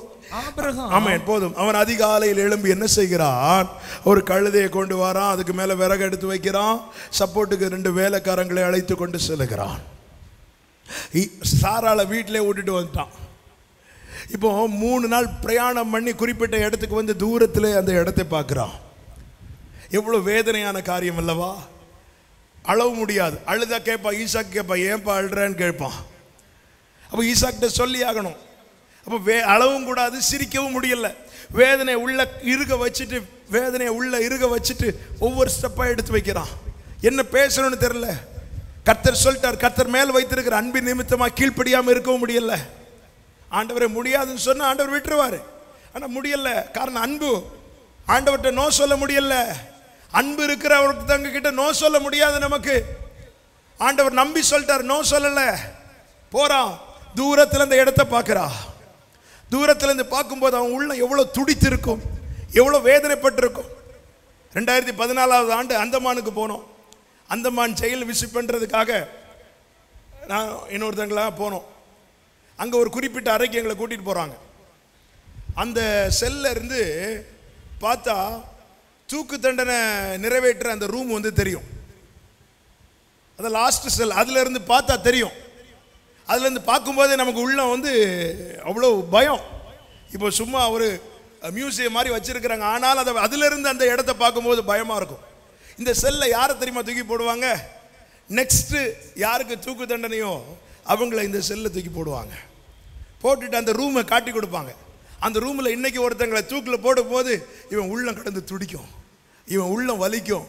காரணம், இந்த இடத்துல தான் நாளைக்கு நம்மளை தூக்கில் போட போகிறாங்க. ஐயோ, இதே போல தான் நாளைக்கு நம்ம துடிச்சு சாக போகிறோம். தூரத்துலேருந்து அந்த இடத்த பார்த்து அவங்க உள்ளம் வேதனைப்படும். ஆபிரகாம் இதே போல தானே வேதனைப்பட்டிருப்பான். 3 நாட்கள் பிரயாணப்பட்டு வருகிறான். தூரத்தில் இந்த இடத்தை பார்க்கிறான். கர்த்தர் காட்டி கொடுத்த அந்த தூரத்தில் கர்த்தர் குறித்த அந்த இடத்தை பார்க்கிறான். வேதனையோடு புறப்படும் போது இப்பொழுது ஒரு வார்த்தை சொல்லுகிறான். எல்லாம் தெரிந்த பகுதியானதுனால நான் சொல்ல வேண்டியதை மாத்திரம் அழுத்தம் கொடுத்து சொல்ல விரும்புகிறேன். உடன் வந்த 2 வேலைக்காரர்களை அங்கே நிறுத்தி வைத்து விட்டு ஈசாக்கை அழைத்து கொண்டு போகிறான். என்ன சொல்லி போகிறான்? நீங்கள் இங்கே நில்லுங்கள், நானும் பிள்ளையாண்டானும் போய் அவ்விடம் மட்டும் போய் தொழுது கொண்டு திரும்பி வருவோம். வர்ஷிப் பண்ணிட்டு வரோம், நீங்க வெயிட் பண்ணுங்க. நேற்று அண்ணன் இந்த வார்த்தை அழகா சொன்னாங்க. யார் யாரை எங்க வைக்கணுமோ அங்க வச்சா தேவ திட்டம் தடையில்லாமல் நடக்கும். ஆமென், ஆமென். எங்க போனாலும் சாராளை அழைச்சிட்டு போவார் ஆபிரகாம். சாராளுக்காக பொய் சொல்ல வர தயங்கல்ல. ஆனா இந்த காரியத்தில் சாராளை கூட்டிட்டு வந்தா என்ன நடந்திருக்கும்? வேலைக்காரங்கள்ட்ட சாராள் கண்ணை காட்டியிருப்பாங்க. அவருக்கு தான் வயசாச்சு, பலிதான ஆண்டவருக்கு வேணும், யாரை வெட்டின என்ன. சாராளை வீட்டில் விட்டுட்டு வந்துட்டாங்க. வீட்டில் இருங்கம்மா. வேலைக்காரங்களை சப்போர்ட்டு கூட்டிட்டு வந்தாங்க. மலடி வாரத்தில் விட்டாச்சு. இப்போ நானும் பிள்ளையாண்டானும் மட்டும் போகிறோம். என்ன சொல்லிட்டு போறாரு தெரியுமா? வர்ஷிப் பண்ணிட்டு வரோம், வர்ஷிப் பண்ணிட்டு வரோம். ஃபர்ஸ்ட் வர்ஷிப்ங்கிற வார்த்தை இங்கே வருது. வர்ஷிப் பண்ணிட்டு வரோம். 3 நாட்கள் கூட வராரு ஈசாக்கு. எதுவுமே கேட்கல. ஏன்பா அம்மாவை கூட்டிட்டு வரல? கேட்கல. ஏன்பா என்ன மட்டும் காலையில் எழுப்பி கூட்டிட்டு வரீங்க? ஏன் என்ன தூங்க விடல? கேட்கல. அப்பா சொல்லுக்கு தட்டாம கீழ்ப்படுகிற நல்ல பிள்ளை. ஆனா 3 நாட்கள் எதுவும் கேட்காத ஈசாக்கு இப்போ கேட்கிறான். என்ன கேட்கிறான் பாருங்க, 7-8. அப்பொழுது ஈசாக்கு தன் தகப்பனாகிய ஆபிரகாமை நோக்கி, என் தகப்பனே என்றான். அதற்கு அவன், என் மகனை இதோ இருக்கிறேன் என்றான். அப்பொழுது அவன், இதோ நெருப்பும் கட்டையும் இருக்கிறது, தகன பலிக்கு ஆட்டுக்குட்டி எங்கே? போதும், கவனிங்க. வர்ஷிப் பண்றோங்கிற வார்த்தை ஆபிரகாம் வாயிலிருந்து விழுந்ததும் ஈசாக்குக்கு முன்னாடி என்ன தெரியுமா வருது? ஆட்டுக்குட்டி வருது. ஆராதனை என்ற வார்த்தை ஆபிரகாம் வாயிலிருந்து விழுந்ததும் ஆட்டுக்குட்டியானவருடைய எண்ணம் ஈசாக்குக்கு முன்னாடி வருது. ஆட்டுக்குட்டி இல்லாம நெருப்பு இருந்தும் கட்டை இருந்தும் ஆராதனை இல்லை. ஆராதிக்க வருகிற தேவ பிள்ளைகளே, சண்டே ஆராதிக்க போறோம். ஆராதனைங்கிற எண்ணம் நமக்குள்ள வந்ததும் இந்த ட்ரெஸ்ஸை நான் அயன் பண்ணி வைக்கிறேன். எதுக்காக? ஆராதனைக்கு போடுறதுக்காக. எல்லாத்தையும் எடுத்து ரெடி பண்ணி வைக்கிறோமே. ஆராதனைங்கிற எண்ணம் வந்ததும் எத்தனை பேருக்குள்ள ஆட்டுக்குட்டியானவரின் எண்ணம் வருகிறது? ஆட்டுக்குட்டியானவர் இல்லாம நான் என்ன கத்துனாலும் அது ஆராதனை கிடையாது. ஆட்டுக்குட்டியானவர் இல்லாம நெருப்பு இருந்து, கட்டை இருந்து, புகை இருந்து, லைட் இருந்து பிரயோஜனம் இல்ல. ஆராதனை ஆசீர்வாதமா இருக்கணும்னா ஆராதனைக்குரியவர் அங்கே இருக்கணும். ஆமென். இன்னைக்கு ஆராதனை யார் வர்ஷிப் பண்றாங்க, யார் மெசேஜ் கொடுக்குறாங்க, யார் என் பக்கத்தில் வந்து உட்காடுறாங்க, யார் என் ஃப்ரெண்டில் வந்து உட்காடுறாங்க, இன்னைக்கு யார் வராங்க, இன்னைக்கு என்ன பாட போறாங்க, இன்னைக்கு என்ன பேச போறாங்க. எப்படி ஈசாக்கை வளர்த்திருக்கிறான் ஆபிரகாம். எப்ப ஆராதனை என்னதும் நீ ஆட்டுக்குட்டியை பத்தி தான் பேசணும். ஆராதனை என்னதும் நீ ஆட்டுக்குட்டியானவரை பத்தி மட்டும் தான் பேசணும். ஈசாக்குக்கு எப்படி இந்த அறிவு வந்துச்சு? ஆபிரகாம் சிறு வயதிலிருந்து சொல்லி சொல்லி வளர்த்திருக்கிறான். ஆராதிக்க ஆட்டுக்குட்டி தேவை, ஆராதிக்க ஆட்டுக்குட்டியானவர் தேவை. எத்தனை பேர் ஆமென் சொல்லுவீங்க? ஹல்லேலூயா. ஆராதனை ஆராதனை ஆராதனை என்னதும் ஆட்டுக்குட்டியானுடைய எண்ணம் நமக்கு மைண்ட்ல வரணும். ஈசாக்கு கேட்கிறான். ஈசாக்கு விஷயம் தெரியாது. அப்பா நெருப்பு இருக்குப்பா, கட்டை இருக்குப்பா, ஆட்டுக்குட்டி எங்கப்பான்னு. நான் கேட்கிறேன், என்ன பதில் சொல்ல முடியும் ஆபிரகாமுக்கு? வேதனையில் பெரிய வேதனை என்ன தெரியுமா? சோதனையின் பாதையில் சரி கர்த்தர் அனுமதி தரேன்னு சொல்லி நம்ம பல்ல கடிச்சு நடக்கும்போது சில கேள்விகள் எதிராக எழும்பும் தெரியுமா? ஏன் உனக்கு மட்டும் இப்படி வருது? ஏன் உன் குடும்பத்துக்கு மட்டும் இப்படி வருது? பல கேள்விகளுக்கு பதில் இல்லை. இந்த ஈசாக்கின் கேள்விக்கு என்ன பதில் சொல்ல முடியும்? மகனே, நீ தான் அந்த ஆட்டுக்குட்டி சொல்லியிருந்தா அங்கே விறக போட்டுட்டு ஓடி இருப்பா. என்ன பதில்? சோதனையின் பாதையில் எழும்புகிற கேள்விகளுக்கு நம்முடைய வாயிலிருந்து வரக்கூடிய பதில் தான் கர்த்தர் பார்த்து கொள்வார். ஆமென். சோதனையின் பாதையில் நடக்கிற தேவ பிள்ளையின் வாயிலிருந்து வரக்கூடிய வார்த்தை தான் யெகோவா ஈரே. இந்த பாதையில் நடக்க சொன்னது கர்த்தர் தான் என்ற நிச்சயம் இருக்கா? தைரியமா சொல்லுங்க, கர்த்தர் பார்த்து கொள்வார். இந்த பாதையை குறித்தது கர்த்தர், இந்த பாதையில் நடக்க சொன்னது கர்த்தர், இந்த பாதையில் நான் நடக்க காரணமா இருக்கிறவர் கர்த்தர் என நிச்சயம் இருக்கிறதா? தைரியமா சொல்லுங்க, கர்த்தர் பார்த்து கொள்வார். யெகோவா ஈரே. ஆபிரகாமுக்கு ஒண்ணுமே தெரியல. கிளைமேக்ஸ்ல என்ன நடக்கும் தெரியல. அழைத்த நாள் முதல் ஒவ்வொரு நாளும் பேசின கர்த்தர் 3 நாள் பேசவும் இல்லை. பல நேரத்தில் பெரிய சோதனை என்ன தெரியுமா? நமக்கு இருக்கிற ஒரே ஆறுதல் கர்த்தருடைய வார்த்தை. ஆனால் சில சோதனை பாதையில் நடத்திட்டு வார்த்தையும் தர மாட்டார். ஜெபம் பண்ணி பைபிளை திறந்து பார்த்தா உனக்கு ஐயோன்னு இருக்கும், அப்படியே மூடி வச்சிருவோம். என்ன ஆண்டவரே, சும்மா திறக்கும் போதெல்லாம் ஆசீர்வாதங்கள் வந்து கொட்டுது, ஆனால் தேவைப்பட்டு திறக்கும் போது ஒன்றுமே காணலையே ஆண்டவரே. வேதம் சொல்லுகிறது, அவர் அன்பின் நிமித்தம் அமர்ந்திருக்கிறார். குறிப்பிட்ட இடத்துக்கு போயாச்சு, மேலே போயாச்சு, விறகெல்லாம் அடுக்கி வச்சாச்சு. ஈசாக்கும் கர்த்தர் பார்த்துக்கொள்வான்னு சொல்லிட்டார்ல, விறகு அடுக்க ஹெல்ப் பண்ணியிருப்பான். விறகெல்லாம் அடுக்கி வச்சதும் வலுக்கட்டாயமா ஈசாக்கின் கை கால்களை பிடித்து ஆபிரகாம் கட்டி இருக்க மாட்டான்.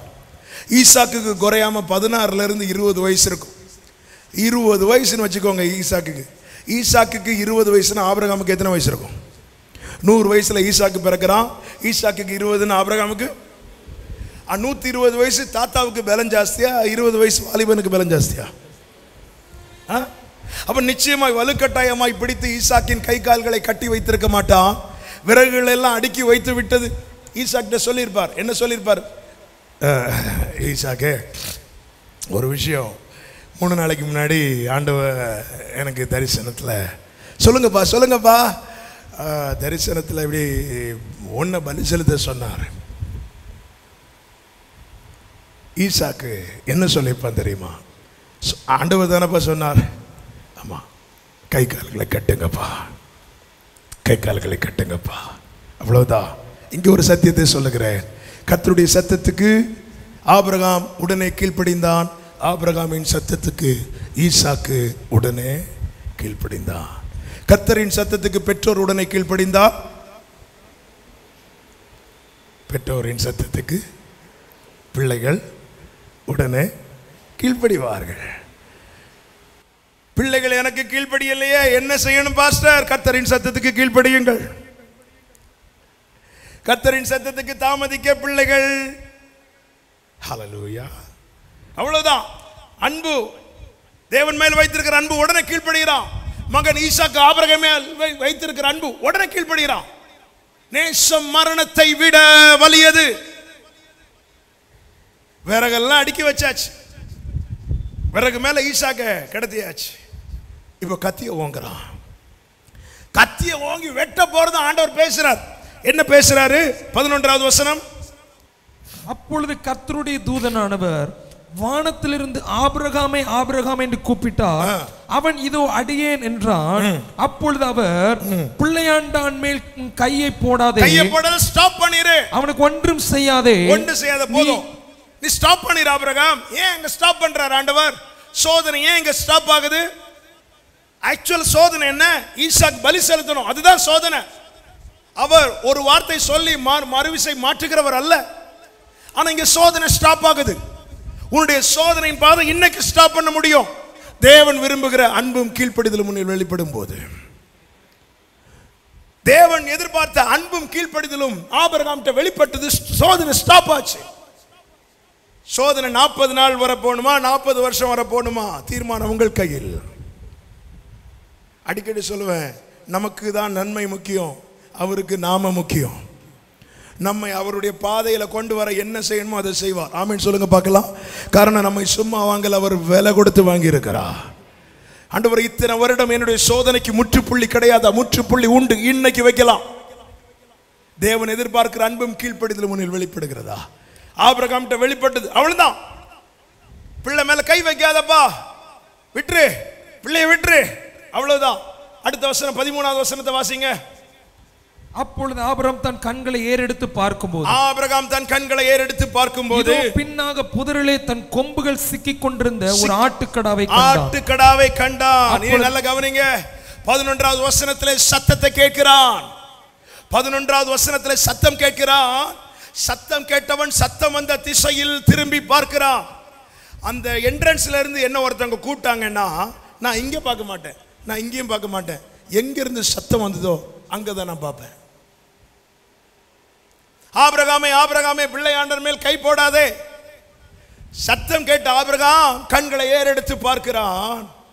ஆட்டுக்கடாவை பார்க்கிறான். சத்தம் கேட்கிறான், ஆட்டுக்கடாவை பார்க்கிறான். யூசுவலா பலி செலுத்த ஆட்டுக்குட்டி தான் தேவை. ஆனால் ஆட்டுக்குட்டி இந்த மலை மேல ஏறி வர்றதுக்கு ஸ்ட்ரெங்த் கிடையாது. ஆட்டுக்கடா அனுப்பப்படுகிறது. பலி செலுத்தப்படுவதற்கான ஆட்டுக்கடாவை அவன் காண்கிறான். கேட்டது சத்தம், கண்டது ஆட்டுக்கடா. எஸ், ஆதியிலே வார்த்தை இருந்தது, அந்த வார்த்தை தேவனிடத்தில் இருந்தது, அந்த வார்த்தை தேவனாய் இருந்தது. அந்த வார்த்தை மாம்சமாகி இறங்கி வந்தது. ஈசாக்குக்கு பதிலாய் பலியாக தன்னை சுயமாய் ஒப்பு கொடுத்த ஆட்டுக்கடாவை ஆபிரகாம் காண்கிறான். நான் கேட்கிறேன், இந்த ஆட்டுக்கடா எப்போ வந்துச்சு? எப்போ வந்துச்சு? போற வழியில இருந்திருக்கோம்னா நிச்சயமா ஈசாக்கு கேட்டிருக்க மாட்டான், ஆண்டவர் அப்பா பலிக்கான ஆட்டுக்குட்டி எங்கன்னு கேட்டிருக்க மாட்டான். அப்ப இந்த ஆட்டுக்கடா எப்போ வந்துச்சு?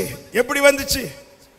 மோரியா மலையிலே சோதனையின் பாதையிலே ஆபிரகாமும் ஈசாக்கும் ஒவ்வொரு ஸ்டெப் எடுத்து வைக்க இவர்களுக்கு உதவும்படி மறுபக்கத்தில் ஒரு ஆட்டுக்கடா ஏறி வந்து கொண்டே இருந்தது. சோதனையின் பாதையில் தேவ பிள்ளை தனிமை அல்ல. வேதம் சொல்லுகிறது, அவர் தாமே சோதிக்கப்பட்டு பாடுபட்டபடியால் அவர் சோதிக்கப்படுகிறவர்களுக்கு உதவி செய்ய வல்லவராய் இருக்கிறார். நல்ல கரங்களை தட்டி இவங்க ஒவ்வொரு ஸ்டெப் எடுத்து வைக்க ஆபிரகாம் ஒருவேளை நினைச்சிருக்கலாம், என்ன நினைச்சிருக்கலாம், ஆண்டவரே சும்மா என்கிட்ட பேசுவீங்களா ஆண்டவரே, கூப்பிட்டு நட்சத்திரத்தை காட்டி தருவீங்க, மணலை காட்டி தருவீங்க, அங்கே பாரு வடக்க பாரும்பீங்க, தெற்க பாரும்பீங்க, ஆனால் 3 நாள் என்கிட்ட பேசவே இல்லையா ஆண்டவரே, நீங்களே விட்டுட்டீங்களா ஆண்டவரே. இந்த வேதனையில் எனக்கு இருக்கிற ஒரே ஆறுதல் நீங்கள் தானப்பா. இப்படி வேதனையோடு ஒவ்வொரு ஸ்டெப்பை எடுத்து வைக்க மறுபக்கத்தில் ஆட்டுக்கடா ஏறி வந்து கொண்டே இருக்கிறது. சோதனை பாதையில் நீ தனிமை கிடையாது. உன் அம்போன்னு விடுகிற தேவன் அல்ல, அவர் அந்த பாதையில் உண்டு, அவர் அந்த பாதையில் உண்டு. எத்தனை பேர் விசுவாசிக்கிறீங்க? இத்தனை சோதனையின் பாதையில் நான் நிலை நிற்க காரணம், என் கால் வைப்பதற்கு முன்னதாக என் ஆத்தும நேசருடைய காலடி அதில் இருக்கிறது. ஹல்லேலூயா. அப்படின்னா தேவன் அனுமதிக்கிற சோதனையின் கிளைமேக்ஸ், தேவன் அனுமதிக்கிற சோதனையின் கிளைமேக்ஸ் கண்கள் ஆட்டுக்குட்டியானவரை காணும். ஹல்லேலூயா. கண்கள் ஆட்டுக்குட்டி. எத்தனை பேர் விசுவாசிக்கிறீங்க? சோதனை பாதையில் தேவப்பிள்ளை தனிமை கிடையாது. யோபுவின் புத்தகம் 23வது அதிகாரத்தின் 8 முதல் வாசியுங்கள். யோபு 23:8 முதல். நான் முன்னாக போனாலும் அவர் இல்லை, நான் முன்னாக போனாலும் அவர் இல்லை, பின்னாக போனாலும் அவரை காண, இடதுபுறத்தில் அவர் கிரியை செய்தும் அவரை காண. இடதுபுறத்தில் இல்ல, வலதுபுறத்திலும் நான் அவரை காணாதபடிக்கு ஒளித்திருக்கிறேன். யோபு சொல்றாரு, வேதனையில இப்ப யோபு யாரை தேடுறாருன்னா, இந்த சோதனை அனுமதிச்சு ஆண்டவரை தேடுறார். மனைவியை தேடல, நண்பர்களை தேடல, பிள்ளைகளை தேடல, சோதனை அனுமதிச்சு ஆண்டவரை தேடுறார். அவங்க தான் இல்ல ஆண்டவரே, நீங்களுமா இல்ல, மனைவி தான் என்ன புரிஞ்சுக்கல, என் ஃப்ரெண்ட்ஸ் தான் என்ன புரிஞ்சுக்கல, நீங்களுமா இல்ல, முன்னாடி பார்க்கிறேன் இல்ல, பின்னாடி பார்க்கிறேன் இல்ல, ரைட்ல பார்க்கிறேன் இல்ல, லெஃப்ட்ல பார்க்கிறேன் இல்ல. 10வது வசனத்துல என்ன சொல்றார்? 10வது வசனம், ஆனாலும் நான் போகும் வழி அவர் அறிவார். அது எப்படி அறிவார்? முன்னாடி பார்க்கிறேன் இல்ல, பின்னாடி பார்க்கிறேன் இல்ல, ரைட்ல பார்க்கிறேன் இல்ல, லெஃப்ட்ல பார்க்கிறேன் இல்ல, ஆனாலும் நான் போகும் வழி அவர் அறிவார். அது எப்படி அறிவார்? 11வது வசனம், 11, என் கால்கள் அவர் அடிகளை பற்றி பிடித்தது. முன்னாடி பார்க்கிறேன் இல்ல, பின்னாடி பார்க்கிறேன் இல்ல, ரைட்ல பார்க்கிறேன் இல்ல, லெஃப்ட்ல பார்க்கிறேன் இல்ல, வேதனையோடு கீழே குனிஞ்சு பார்த்தேன். நான் நடக்கிற பாதையில் என் கால் வைப்பதற்கு முன்னே என் நேசருடைய காலடி அதில் இருக்கிறது. நான் நடப்பதற்கு முன்னாடியே. ஹல்லேலூயா. யோபு சொல்றான், என் கால்கள் அவர் அடிகளை பற்றி பிடித்தது. என்னை அதிகம் 2 வாரத்துக்கு முன்னாடி சர்ச்சில் செய்தி கொடுக்கும்போது வார்த்தை கர்த்தர் வெளிப்படுத்தினார். என்ன தெரியுமா? யோசேப்பை அவருடைய வசனம் புடமிட்டதா. அந்த வசனத்தை குறித்து வேதம் சொல்லுகிறது, அது 7 முறை புடமிடப்பட்டது. ஒரு முறை யோசேப்பை புடமிடுவதற்காய் 7 முறை புடமிடப்பட்ட வசனம். ஹல்லேலூயா, ஹல்லேலூயா. என்னை தேவன் சோதிக்க அனுமதிக்கு ஒப்பு கொடுக்கும் போது அவர் ஃபர்ஸ்ட் அதை டெஸ்ட் பண்ணி பார்க்கிறாரு. ஒரு முறை 2 முறை அல்ல, 7 முறை சொல்லிட்டு சொல்றார், வா யோபு வா, யோபு வா, தேவன் நடத்துகிற பாதையிலே சற்று கவனித்து பார், அவருடைய காலடியை நீ பார்ப்பாய்.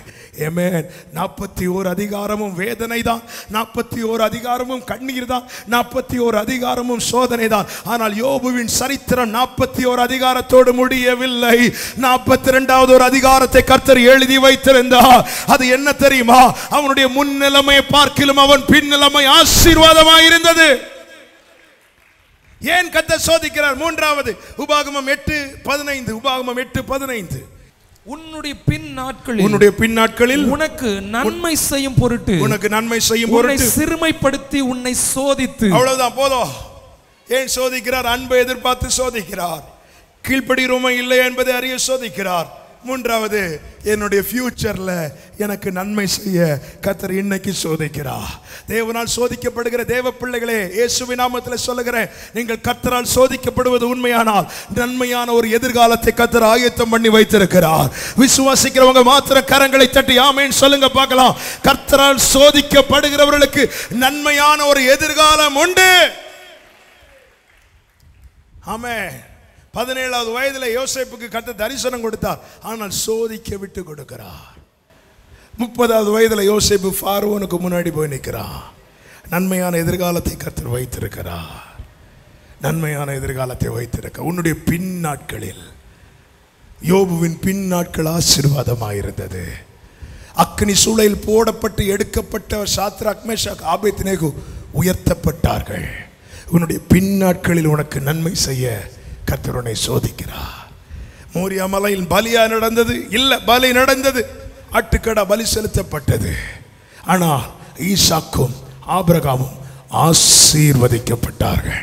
மோரியா மலைக்கு போறதுக்கு முன்னாடி ஆபிரகாம் கேட்டு என்ன சொல்லியிருப்பான்? ஆபிரகாமே ஏன் மோரியா மலைக்கு போன? ஆபிரகாம் சொல்லியிருப்பான், அது கர்த்தர் என்னை சோதித்தது, கர்த்தர் என் பிள்ளையை என்னை சோதித்தது. மோரியா மலைக்கு போயிட்டு வந்து ஆபிரகாம்கிட்ட கேட்டா, ஆபிரகாமே ஏன் மோரியா மலைக்கு போனேன்னு கேட்டா சொல்லுவோம், ஐயோ நான் தப்பா சொல்லிட்டேன், அவர் எங்களை அழிக்க அல்ல கொண்டு போனது, எங்களை ஆசீர்வதிக்க கொண்டு போனார். இந்த பாதை எனக்கு அழிவு அல்ல, இந்த பாதை எனக்கு ஆசீர்வாதம். இந்த சத்தத்தை கேட்கிற எத்தனை பேர் இன்னைக்கு அப்பா சமூகத்தில் சொல்லுவீங்க, தேவன் இன்று என் வாழ்க்கையில் அனுமதித்த பாதை தான் எனக்கு ஆசீர்வாதம் சொல்றவங்க 2 கரங்களை தலைக்கு மேல தட்டி ஆமென் சொல்லி ஆண்டவருக்கு மகிமையை செலுத்துங்க. கண்கள் காணும் உன்னுடைய பின் நாட்களில் உனக்கு நன்மை செய்யும்படி கர்த்தர் இந்நாட்களில் சோதிக்கிறார். ஒரு காரியத்தை கூட சொல்லி நான் ஜெபிக்கிறேன். ஆட்டுக்கடா வந்ததல்லவா, பலி செலுத்தப்பட வேண்டிய ஆட்டுக்கடாவின் வயது என்ன தெரியுமா? 15 எடுக்க வேண்டாம், ஆதியாகமம் 15வது அதிகாரத்தில் ஆண்டவர் சொல்லுவார், 3 வயதான ஆட்டுக்கடாவை கொண்டு வா அப்படின்னு. ஆண்டவருடைய கணக்கின்படி பலி செலுத்தப்பட வேண்டிய ஆட்டுக்குட்டியின் வயது 1, பலி செலுத்தப்பட வேண்டிய ஆட்டுக்கடாவின் வயது 3. இப்போ ஒரு ஆட்டுக்கடா வந்திருக்கு. அப்போ இந்த ஆட்டுக்கடா எத்தனை வருஷத்துக்கு முன்னாடி பிறந்தது சொல்லுங்க? 3 வருஷத்துக்கு முன்னாடி. கர்த்தர் ஆபிரகாமை எத்தனை நாளைக்கு முன்னாடி சோதிச்சார்? 3 நாள். அப்படின்னா ஆபிரகாம் சோதிக்கப்பட 3 வருடத்துக்கு முன்னாடியே கர்த்தர் ஒரு ஆட்டுக்குட்டியை பூமியில் பிறக்க வச்சுட்டார். ஆமென், ஆமென். நம் சோதனை என்கிற காரியத்தை யோசிக்கிறதுக்கு முன்னாடியே அதிலிருந்து தப்பித்து செல்வதற்கான எல்லாவற்றையும் தேவன் ஒழுங்குபடுத்தி வைத்து விட்டார். இஸ்ரவேலர் மாராவின் இடத்தில் செல்வார்கள் என்பதை அறிந்து கர்த்தர் ஒரு மரத்தை வளர விட்டார். ஒரு மரம் வளரணும்னா எத்தனை வருஷம் எடுக்கும்? 10 வருஷம். 10 வருஷம். இஸ்ரவேலர் எகிப்தில் அடிமைத்தனத்திலிருந்து கூக்குரல் இடுவதற்கு முன்னமே கர்த்தர் ஒரு மரத்தை வளர விட்டார். ஆமென். ஆமா, நாளைக்கு யூதருக்கு விரோதமாக எழும்புவான் என்பதை அறிந்தோம். வஸ்திக்கு ராஜாவுக்கு இடையில் ஆண்டவர் குஸ்தியை உண்டாக்கி வச்சுட்டாரு. வஸ்திக்கு என்ன குறை? என்ன ஒரு ராணி எப்படிதான் இருக்கணும்? எல்லாருக்கு முன்னாடி எல்லாம் வந்து ஆட மாட்டேன், உன் முன்னாடி மட்டும்தான் ஆடுவேன், அவ்வளவுதான். தகுதியுள்ள வஸ்தி மாற்றப்படுகிறார். நாளைக்கு ஆமான் எதிராக எழும்புறான் தெரிஞ்சதும் இன்னைக்கு கொண்டு ஒரு எஸ்தர் ஆண்டவர் வச்சது உண்மையானா உன் வாழ்க்கையில நாளைக்கு எழும்புகிற சோதனையிலிருந்து தப்பிக்க கர்த்தர் இன்றைய அதற்கான வழியை உருவாக்கி விட்டார். ஆட்டுக்கடாவை பார்த்தான், பலி செலுத்தினான். இப்போ கர்த்தரை பார்த்து சொல்றான், யெகோவா ஈரே. ஒரு சோதனையின் பாதையோட கிளைமேக்ஸ். இன்னும் சொல்றேன், சோதனையின் பாதையில தேவ பிள்ளைக்கு மட்டும்தான் நிற்க முடியும். ஆமென், ஆமென், ஆமென். ஒவ்வொருத்தருடைய பின் நாட்களை கேட்டா சோதிக்கப்பட்ட நாட்கள் அநேகம் இருக்கும். இல்லைண்ணே, வாழ்க்கையில் சோதனை தானே இன்னைக்கு இதுக்கு முன்னாடி இப்படி கொண்டு வந்து நிறுத்தி இருக்கேன். என் வாழ்க்கையில் ஆரம்பத்தில் நான் சொன்னேன் அல்லவா, படுத்த படுக்கை, மரண படுக்கை, பாடுகள் தான் இன்று என்னை பாட வைத்திருக்கிறது. தேவ பிள்ளையே, இன்னைக்கு அப்பா அனுமதிக்கிற சோதனை ஒன்று அழிக்கணும்னு நினைச்சாருன்னா என்னைக்கே கதையை முடிச்சிருக்கலாம். ஆமாவா இல்லையா? ஆமாவா இல்லையா? சுவாசத்தை வாங்கினா கதை முடிஞ்சு. ஆனால் இவ்வளவு சோதனையில் நிற்க வைக்கிறதன் காரணம் உன்னை அழிப்பதற்காக கர்த்தர் சோதிக்கவில்லை, நன்மையான பின்னாட்களை கர்த்தர் வைத்திருக்கிறார். இந்த நம்பிக்கையோடு எத்தனை பேர் சொல்வீங்க, கர்த்தர் பார்த்து கொள்வார், கர்த்தர் பார்த்து கொள்வார், கர்த்தர் பார்த்து கொள்வார். எல்லாரும் ஆண்டவர் சமூகத்தில் எழுப்பி நிற்கலாமா? எல்லாரும் இந்த நம்பிக்கையோடு தேவ சமூகத்தில் எழுப்பி நிற்கலாமா? என் காரியம், என்னுடைய நாட்கள், என்னுடைய குடும்பம், என்னுடைய எதிர்காலம் எல்லாவற்றையும் என் தகப்பன் பார்த்துக் கொள்வார், என் தகப்பன் பார்த்துக் கொள்வார். கண்களை மூடி ஹல்லேலூயா. இந்த செய்தி முடிவில் கர்த்தர் கேட்கிற ஒரே கேள்விதான். ஆபிரகாம் ப்ரூஃப் பண்ணிட்டான் என் மேல அவன் வைத்திருக்கிற அன்பு பெருசுன்னு. ஆண்டவர் பேதுருவை பார்த்தா தான் கேட்டார், இவைகள் எல்லாவற்றையும் பார்க்கிறோம். தேவன் உங்களுக்கு தந்த எல்லாவற்றையும் உங்கள் கண்களுக்கு முன்பாக கொண்டு வாருங்கள். உங்கள் குடும்பம், உங்கள் வேலை, உங்கள் வீடு, உங்கள் சம்பாத்தியம் எல்லாவற்றையும் முன்னாடி கொண்டு வாங்க. இப்ப ஆண்டவர் ஒரே கேள்வி கேட்கிறார், இவைகள் எல்லாவற்றையும் பார்க்கலாம், நீ என்கிட்ட அன்பா இருக்கிறாயா?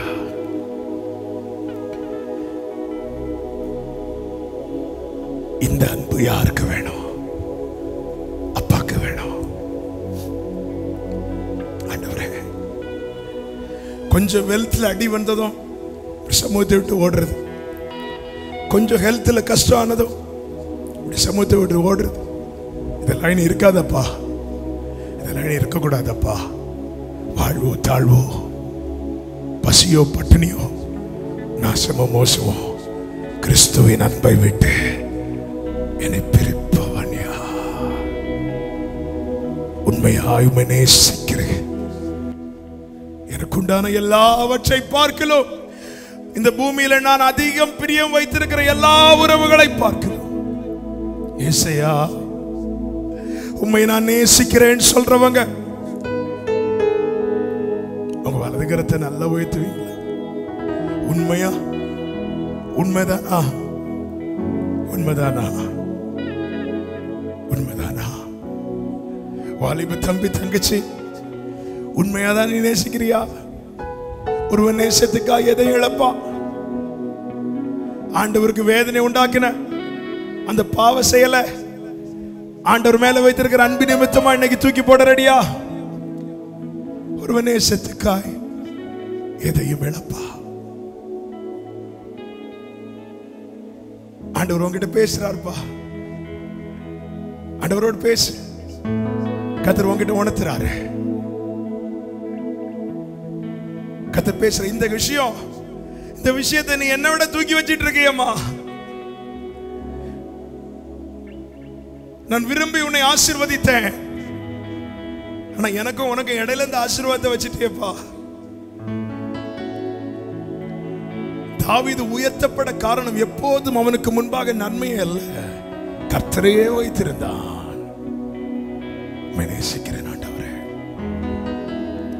Love you Father, love you Jesus. இதயத்துல இருந்து எத்தனை பேர் சொல்றீங்க உம்மை நேசிக்கிறேன், உம்மை நேசிக்கிறேன்? யாருக்காகவும் எதற்காகவும் எனக்காய் ஜீவனை தந்த என் நேசரை விடமாட்டேன்னு சொல்றவங்க நல்ல உங்க கையை உயர்த்துங்க. சொல்லுங்க, இருதயத்திலிருந்து சொல்லுங்க, அப்பா யாருக்காகவோ. நான் சொல்றதை ரிப்பீட் பண்ணுவீங்களா? யாருக்காகவோ சொல்லுங்க, யாருக்காகவோ எதற்காகவோ உம்மை விடமாட்டேன்.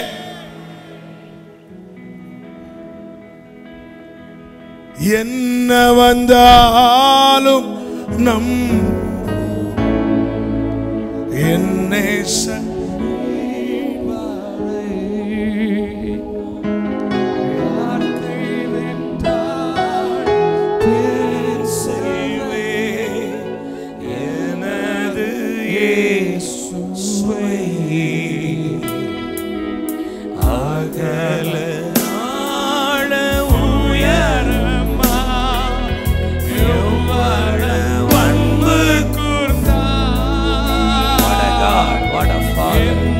துன்பங்கள் வந்தாலும் அவர் என்னை கைவிட மாட்டார். என்ன துன்பங்கள் வந்தாலும் அவர் என்னை கைவிட மாட்டார். கை உயர்த்தி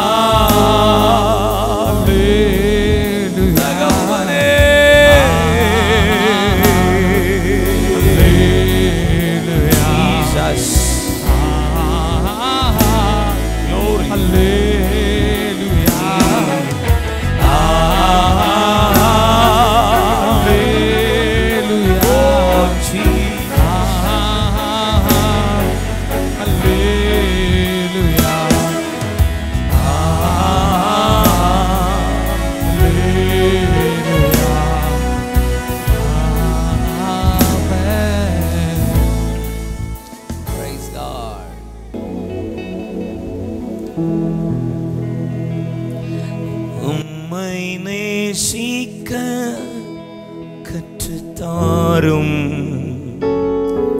உம்மை நேசிக்க கற்றுத்தாரும்.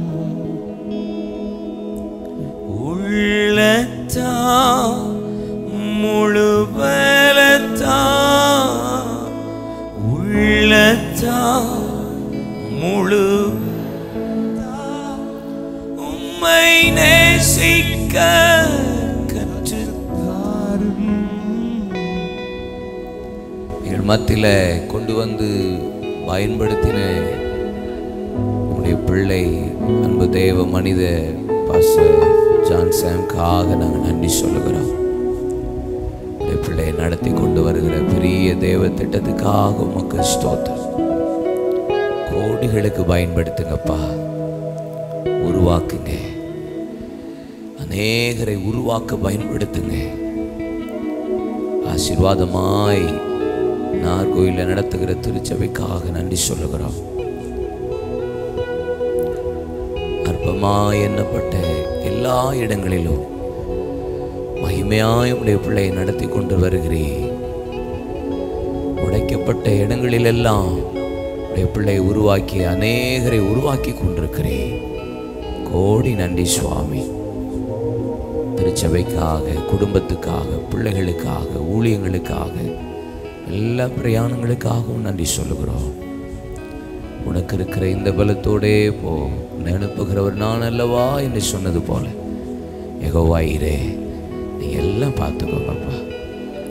ஆட்டுக்குட்டியை எதிர்பார்த்து வந்த ஆபிரகாமுக்கு ஆட்டுக்கடாவை கொடுத்து ஆசீர்வதித்தவன் உடைய பிள்ளைக்கு அநேக நன்மைகளை பின்னாக புதரிலே இன்னும் வரும் நாட்களிலே பெரிய நன்மைகளை வைத்திருக்கிறீர்.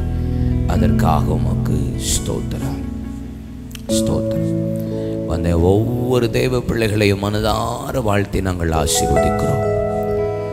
எங்கள் பிள்ளைகள் ஒவ்வொருவரோடையும் கர்த்தருடைய ஆவியானவர் இடைப்பட்டிருக்கிறதற்காக உமக்கு நாங்கள் நன்றி சொல்லுகிறோம்.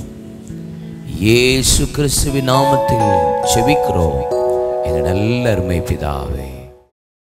ஜெபம் ஜெபம் ஜெபம், துதி துதி, ஆராதனை ஆராதனை, புதுப்பாடல் புதுப்பாடல், யுத்தம் யுத்தம், எழுப்புதல் எழுப்புதல், உத்தரவாதம் உத்தரவாதம், ஐக்கியம் ஐக்கியம் ஐக்கியம். நம் சபை நிகழ்வுகள். கிருபையில் களிகூறுவோம்.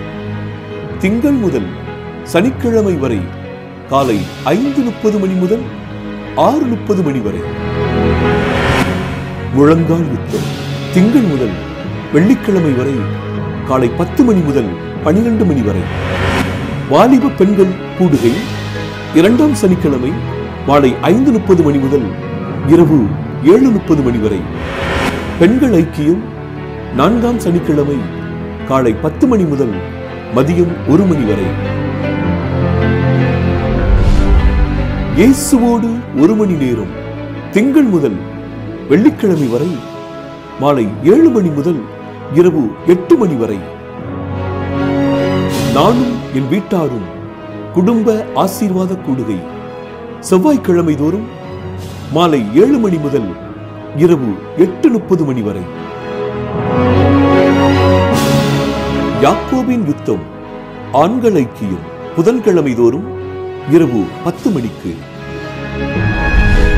தீமோத்தேயு வாலிப ஐக்கியம் 2வது சனிக்கிழமை மாலை 5:30 மணி முதல் 7:30 மணி வரை. வேத பாடக்கூடுகை புதன்கிழமை தோறும் மாலை 7 மணிக்கு. பெருமீச்சு இரவு ஜெபம் 2ஆம் வெள்ளிக்கிழமை இரவு 10 மணிக்கு. எக்காலம் 12 மணி நேரம் துதி ஆராதனை தினமும் காலை 8 மணி முதல் இரவு 8 மணி வரை. ஞாயிறு ஆராதனை காலை 9 மணிக்கு. உபவாச ஜெபம் முதல் சனிக்கிழமை காலை 9 மணிக்கு. இயேசுவை உயர்த்துவோம் மாதத்தின் முதல் சனிக்கிழமை மாலை 6:30 மணிக்கு. 24 மணி நேர ஜெப உதவிக்கு அழைக்க வேண்டிய அலைபேசி எண் 9500373818. தொலைபேசி எண் 0461310232.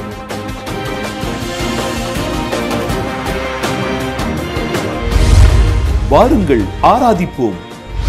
வாருங்கள் உயர்த்துவோம், வாருங்கள் யுத்தம் செய்வோம்.